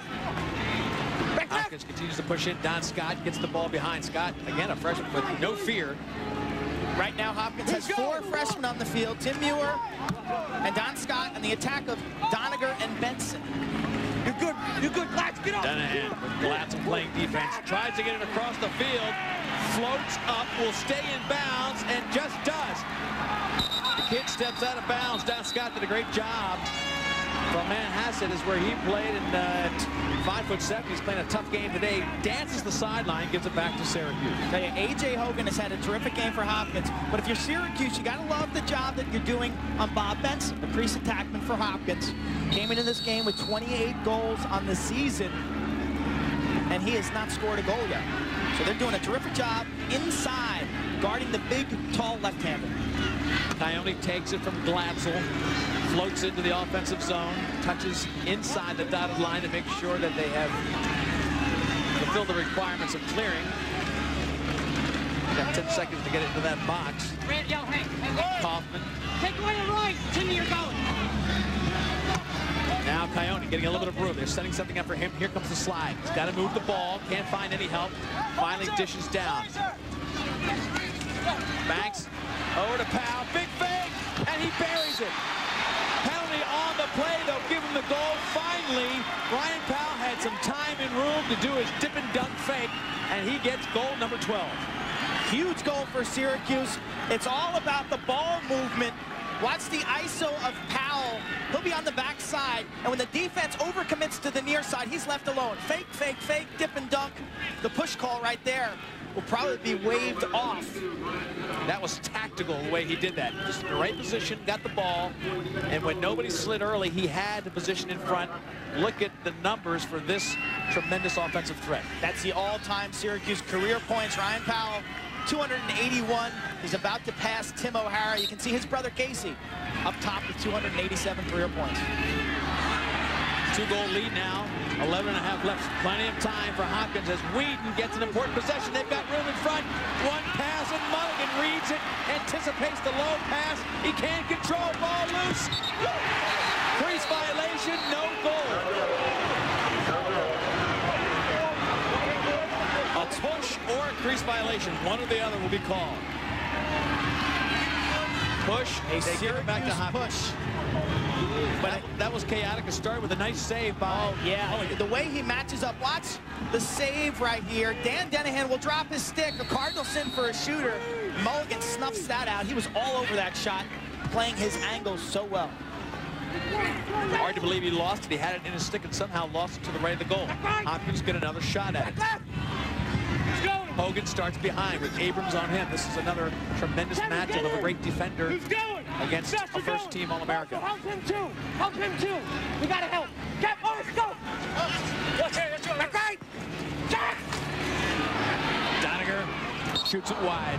You heard Mulligan calling the slide. You gotta go, you gotta go. Sends him out. Beautiful job of being the quarterback on the defensive end. Got him, Glatz. Good boy. Get up right. Mulligan's out of the goal. Can't get possession. Finally in the stick of Abrams. Tries to float it upfield, and he gets it into the stick of Johns Hopkins.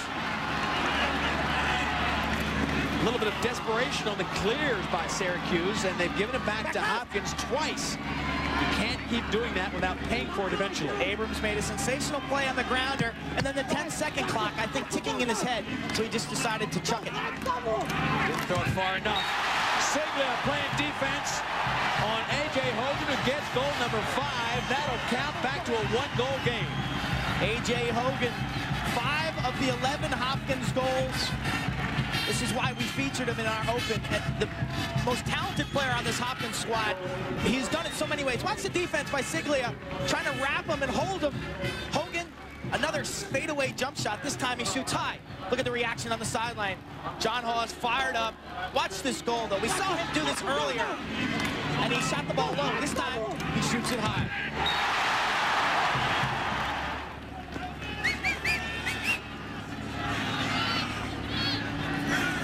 A.J. Hogan, 5 goals today. They've changed the face-off. They took Searcy out for this face-off.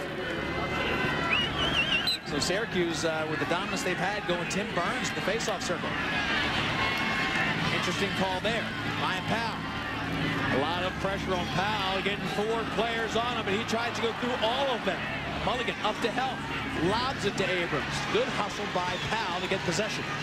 Faceoffs 18 of 26 for Syracuse. Burns. Look at Hopkins applying pressure and getting the ball back. Great checks to get the ball back to their offensive end. Brasco with a little bit of room. Benson to his left. To the goalies up his right. And look at Mulligan again, wasting no time, starting the transition for Syracuse. Neither goalie wants to spend time holding the ball. And again, not a smart shot by Hopkins. John Brasco trying to score in transition on a 15-yard bounce shot against the goalie the caliber of Rob Mulligan. It's just not going to go. And Syracuse again gives the ball back to Hopkins, who is 2 and 6, 2 out of 6 for their extra man plays, but they can't continue. They are really putting some pressure on themselves, Quinn, by giving the ball back to Hopkins, sometimes with sloppy mistakes. This time, the water helps the ball go off of the stick of Nederland. Out of bounds, goes back to Syracuse, and it'll be Liam Banks bringing it in. Nothing's gone easy for either of these teams today. The conditions leading to a lot of mistakes, the emotion leading to a lot of mistakes. It has made for a fun and enjoyable game to watch, but certainly not a picture-perfect game. Absolutely. It's a little bit chaotic at times, and John Halls and Hopkins, who would like to have a little more control, has handled that beautifully. Teams at even strength right now as Liam Banks gets Nederland in his face to inbound this ball. Pushes it into Coyote. Coyote now with a little bit of room. Schwester, the short stick defender, on him. Coyote trying to get some speed built up. He is tough to stop once he gets that head of steam. Back right. Springer to Banks, and they work it all the way around with Powell on the crease, locked up with Testa playing defense. Kaufman, who's had some looks and hasn't pulled the trigger, works on the far side. DJ DeConza working on him. Kaufman finally off to Springer. Gloves. Banks again just distributes it back out front. D'Arcangelo. Back to Coyote, who tries to force it to Powell. Double team on him. Little chance of him getting that shot off with all the attention that Hopkins was giving him. Patience, 1-goal lead, 8 minutes to go in this contest. The winner faces the winner of Princeton, Virginia in the Monday championship game. That'll be on ESPN. 10:55 start. Here. Get out, D'Arcangelo, far side. Kaufman's got some room. Looking around to make sure nobody's going to double on him. DeConza, both players slip it. Far side, this is room for Springer. Block slows, and a great save by Carcaterra. Liam Banks squirt through 2 defenders. Treble, Springer can't get it in the net. Good double team by a hustling Johns Hopkins defense, and here they come to their offensive end. What a flurry for Syracuse. Constant pressure. Springer with the right-handed shot. Carcaterra made the save, and then Banks squirting through traffic, feeding backside. I'm not sure if the ball missed the goal or if it was another save by Carcaterra, but constant pressure by the Syracuse Orange. Now Hopkins looks to patience and be patient with the ball themselves as they get some substitutions. You've got to rest your defense at this stage. John Halls has to be pleased. This game is right here for him to take. Timeout called by the referee. An equipment timeout for Carcaterra, who came over to the midfield line from the goal. Something with his helmet. Yeah, Springer's shot hit him in the throat protector, the neck protector. And you can see right there the officials restrapping his throat protector. Take a look at the next game. This one's exciting, but the next one will be equally tense and great talent to be shown. Princeton takes on Virginia. That's 45 minutes after the end of this game, about 3 o'clock Eastern time, right here on ESPN2. Don't miss the great coverage of ESPN on the semifinal. This is Princeton getting set to go into the locker room. The Tigers, the team of the decade in the 90s, ready to take on the defending champion Virginia Cavaliers. The equipment timeout gives Hopkins a chance to get A.J. Hogan on the field. Seglia trying to get the check, finally does. Seglia gets around behind him, the ball's still loose. Mulligan comes out to make the check, but it's Denahan who gets the all-important possession. Get up! Doniger back to the captain, Denahan. They've got the ball on the ground, but Hopkins has done a much better job late in this game of getting it back in their stick. Fraterola, he's had some big goals this year, forcing it a little bit as I see you shake your head, Q. Fraterola trying to run through 3 defenders. Glatzel on Denahan. Glatzel locking him up.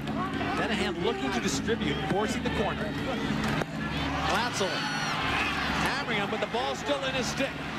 You're not going to beat Glatzel power man on man. Shaverly drives to the left side. Mulligan out there trying to get the important possession back. Finally does. Let's see if he looks for the quick outlet. He's got Seglia.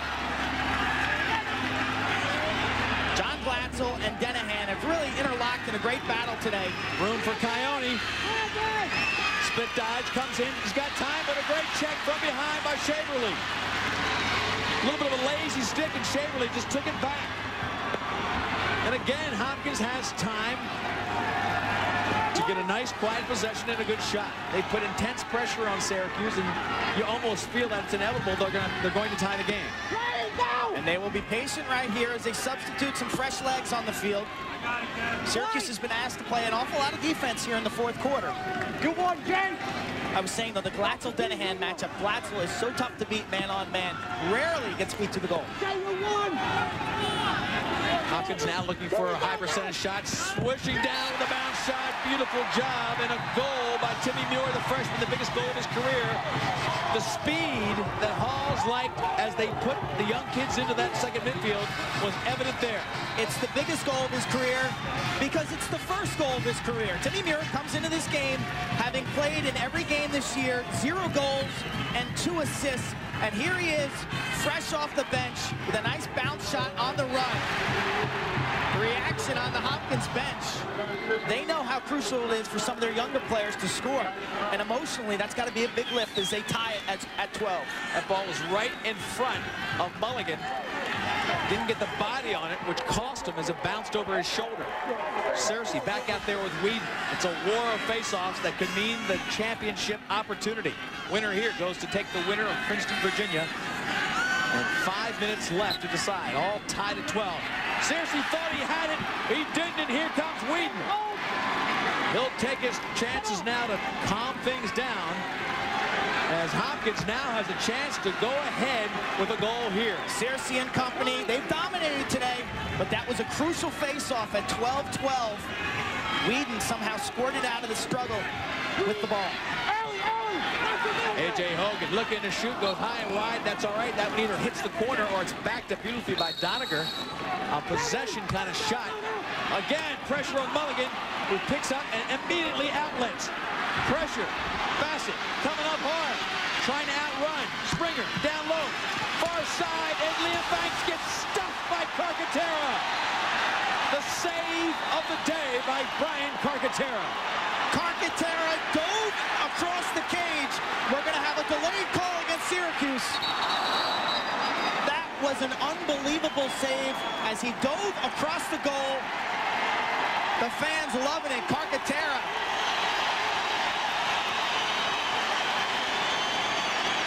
You play your whole career for that one moment.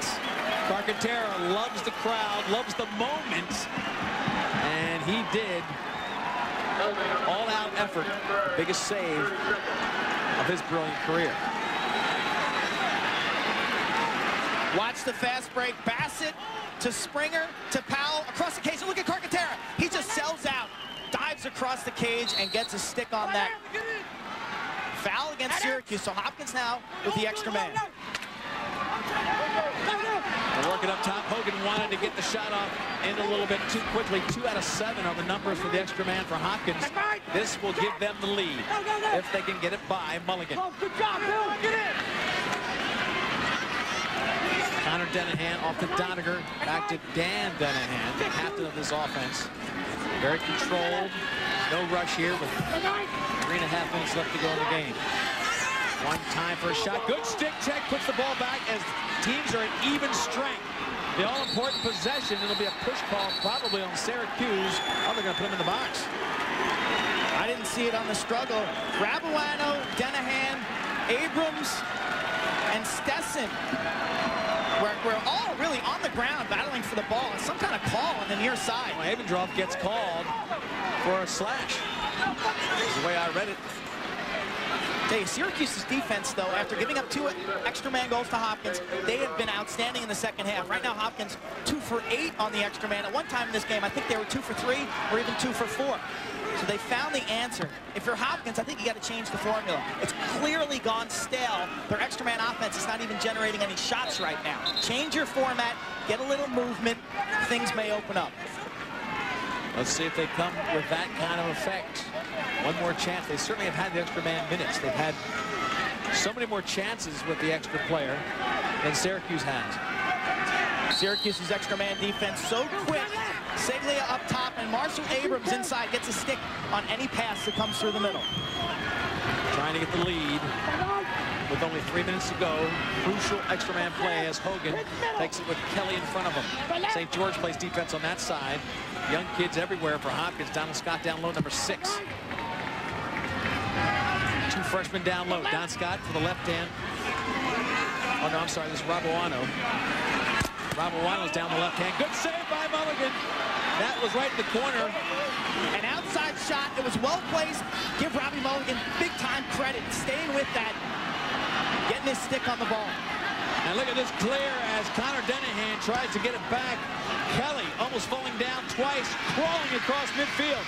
Ryan Powell trying to take it in his own hands. Out front to Springer. Springer loads, and he's got goal 13, but there's a flag on the play. That'll give them a 1-goal lead. Extra man on one end of the field. Somehow Syracuse defense stands tall, and Ryan Powell feeds Springer to beat Carcaterra for one of the few times this half. Springer's 3rd goal of the game. I was watching Coach Desko on the far side. He was looking to call timeout, but saw that Powell had gained an advantage and gives Springer a lot of credit for putting that ball on the goal. Powell to Springer, his 3rd of the game, 13-12, Syracuse with 2:23 to go. Very tempting as a coach there when you got possession to call the timeout, but give Desko a lot of credit. He let his players play. He realized that Powell had gained the inside advantage. They love to get inside doing the clears. Mulligan just came up, went all the way out of the goal and talked to each individual player on this face-off. Got in their face, pumped them up, and said, this is it. Game's on the line. Let's get the possession. They've done such a great job in the face-off circle. Whedon, number 3, for Hopkins, has faced Searcy, number 46, all days. Look, John Desko call out, make sure he has the right players on there.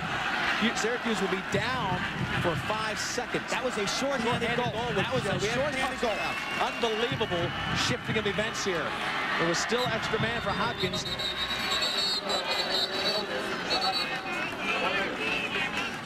It's going to be a timeout. Syracuse prior to the face-off.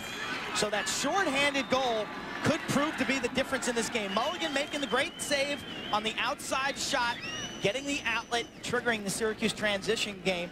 And then Coach Desko didn't call the timeout, and they capitalized. A 1-goal lead for Syracuse.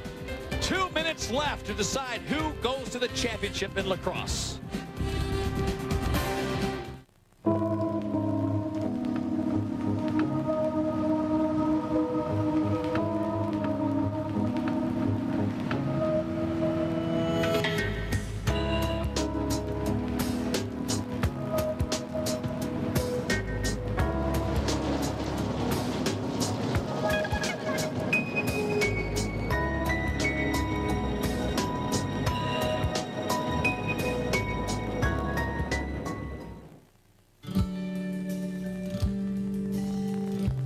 Great teachers change the world by changing the lives of the students they teach. Since 1990, State Farm has presented the Good Neighbor Award to over 100 of the nation's most innovative teachers. Teachers like Mrs. Maureen Spade, here with just a few of the students she's inspired over the years. State Farm would like to thank teachers everywhere.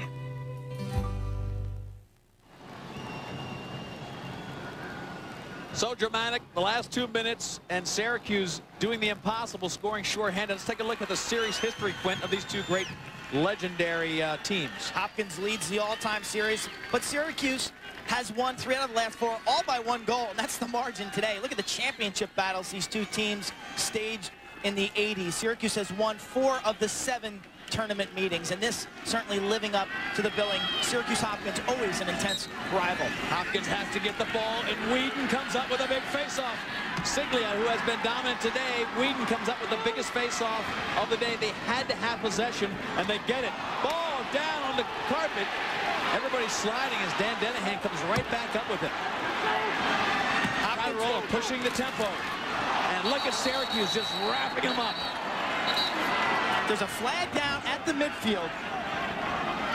Siglia with a muscle cramp in his right leg. He is on the turf as well. Slash call against Syracuse. Again, they'll be in the box. Watch the hit. You can see Fraterola pushing the tempo. Didn't get the shot off.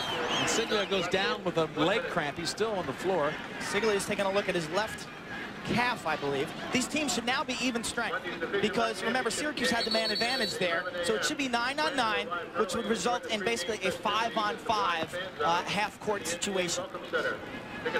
2 minutes to go. If Syracuse does get the ball, remember, they've got to keep it in their offensive box.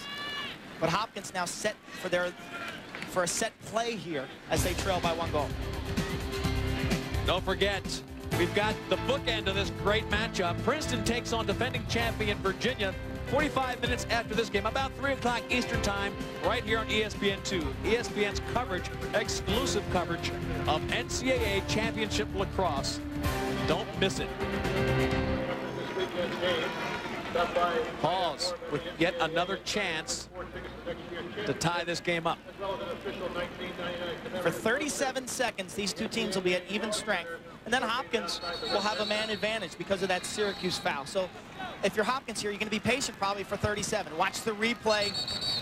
Bassett to Springer to Powell, and then Carcaterra made the save. This was with the score at 12-12. Then Hopkins got the extra man, and give Mulligan some credit. And they come right back down the field. Ryan Powell, they're short-handed. They're looking to call timeout. They don't. They get the ball to Springer. He moves towards the middle of the field, and he sticks it. His 3rd goal of the game on an assist from Ryan Powell. Powell's got 3 goals and 2 assists unofficially. Tremendous day for a guy who really has been shut off most of the day. You don't feel like he has dominated or controlled much, but look at the numbers. He's right there scoring important goals. He scored the first 2 goals of the game to get him going and showing that he is the leader still on the offensive end for Syracuse. Powell, take a look at the Syracuse numbers. 6 NCAA championships, 18 straight semifinals, 10 championship games. Getting back to Powell, though, scored the first 2 goals of the game, kind of set the tempo. And then with the score 10-9 in favor of Syracuse, he has assisted on 2 of the last 3 goals and scored the other one. So he's been involved in the last 3 goals, proving, as we've said about him, that he's such a money player. He's a real clutch player who plays his best when the money is on the line. He's got himself locked into a dogfight now with his brother Casey Powell to see who will be the all-time career point leader for Syracuse. Hopkins now, we talked about, it'll be a 5-on-5 situation down here. I don't know if Syracuse wants to be as aggressive. We'll see what they do. Fraterola did a nice job of pushing the tempo last time. Here he is trying to get a slide out of Syracuse. Dan Dennehan off to the wing. They've got about 30 seconds to work off. Connor Dennehan from Fraterola to his right. Fraterola sets a pick. A.J. Hogan will be coming out of the penalty box shortly. A.J. Hogan on the move, getting the ball is a dangerous sight to a defense. Here he comes. They'll get it right back. A.J. Hogan now takes the ball right there. They have a man advantage. Fitting way to end this quarter because they've been at man advantage for so long. It's been so much pressure on the defense of Syracuse and Mulligan in particular. Dennehan, big shot. Mulligan just gets the block in the midsection. They've got possession. Syracuse with the ball, looking for help, lofting it up to nobody in particular. And the possession still up for grabs. Kaufman picks it up. There's a swim move over Brasco. Timeout called by Desco. Under a minute. Syracuse with a 1-goal lead and the ball. Mulligan made the save he had to make on the far side against Doniger. You can hear the ball hit it off his chest protector. Watch the crucial extra man play. They get the ball far side. Dennehan kicks it to Doniger. The quick release. But Mulligan there with the body. Beautiful save, and then they call timeout once they get the ball over the midfield line. 54 seconds to go. Syracuse, they just want to run the clock out. Hopkins will be forced to double team. Carcaterra will come flying out of the goal to try to make a play. The timeout gives you a chance to put the ball in the stick of Ryan Powell. The heroes of this game for Syracuse, the face-offs early on, that's paid dividends. But the man-down unit in this second half, unbelievable pressure they've been. They have been faced time and time again, 5 or 6 fouls, but they have thwarted every Hopkins extra man attempt in the second half. That's where Hopkins will look if they do come out of this on the short end. They'll look back at those extra man opportunities and said, we had our chances. A lot of time left, though, folks. This is not over. 13-12. Ironically, that was the same score when these two teams met earlier this year, regular season matchup in the Dome. It ended 13-12. Controversial shot to end the game after the clock had expired. Now they need 54-second possession, and Syracuse would advance. Hopkins will put intense pressure on the ball. They're going to be to Coyote up near midfield. Coyote's the fastest, perhaps the fastest player on the Syracuse roster. Brasco, they're laying the wood on him. Coyote looking for help. Finds it with Ryan Powell. Ryan Powell in no hurry now to give it up. He's got the ball, he's got the power and the moves to keep a possession. Double team, looking for help again. Ryan Powell almost tripped. He's got to stay in the box. Lefts it over the defense, and that'll buy him some time. Clock winding down, but still time for Hopkins to get it. Nobody in the goal as they pull the goalie and are double teaming. Nobody in the net. It's wide open, and there's the goal to ice it. Burns comes over. Hopkins gambled, pulling the goalie in that whole series where they tried to get the ball on a double team. And patience showed up for Syracuse. Amazing control by Ryan Powell, Timmy Burns, Matt Coyote. They get into their stall offense. They were pressured, but they never got flustered. They made a couple passes. I was surprised to see Burns go to the goal, but he scored on the empty net, and that's all that counts. And Syracuse, off the timeout, they kill the clock and get the goal. Watch the replay. Carcaterra out of the net in a double team posture, and Burns just dives and makes it count. The game winner was Springer from Powell, and that was icing on the cake. This game has had all the drama of a championship. It's a semifinal. The winner will face the winner of Princeton, Virginia. Closing moments. A.J. Hogan tripped at the last moment with 9 seconds left. They'll have a chance to get a shot off. If you're Hopkins here, I think you got to screen the goalie, take a shot immediately. Remember, earlier on in this game, we had 2 goals that were scored of face-offs, 1 in 7 seconds. That goal scored by Burns is huge right now. It gives them a 2-goal cushion. And as you mentioned, they won't waste time getting a shot off. You can see what's left in this game. They should shoot it immediately. There's no way that they can score. They need a little bit better position. Hogan will get it out front, just cranks it off the pipe. It was a great shot by Hogan, who has 5 goals. The All-American from Hopkins tried to strap the team on his back one last time. Just came off the iron, and Halls knows that's the last chance they'll have to catch Syracuse today. What a great game. Hopkins taking Syracuse to the last 2 minutes of this ball game. The #1 ranked Syracuse Orange, they only tripped once this year against Cornell. Otherwise, they've gone unbeaten. The clock winds down. Syracuse runs on the field, and they will advance to the championship this Monday. We'll have that coverage on ESPN at 10:55. They will play the winner of Princeton, Virginia, but right now they are just celebrating the moment. Hopkins took them to the limit and had plenty of chances to go ahead, but the defense of Syracuse, ironically a team known for its offense, has big-time defense.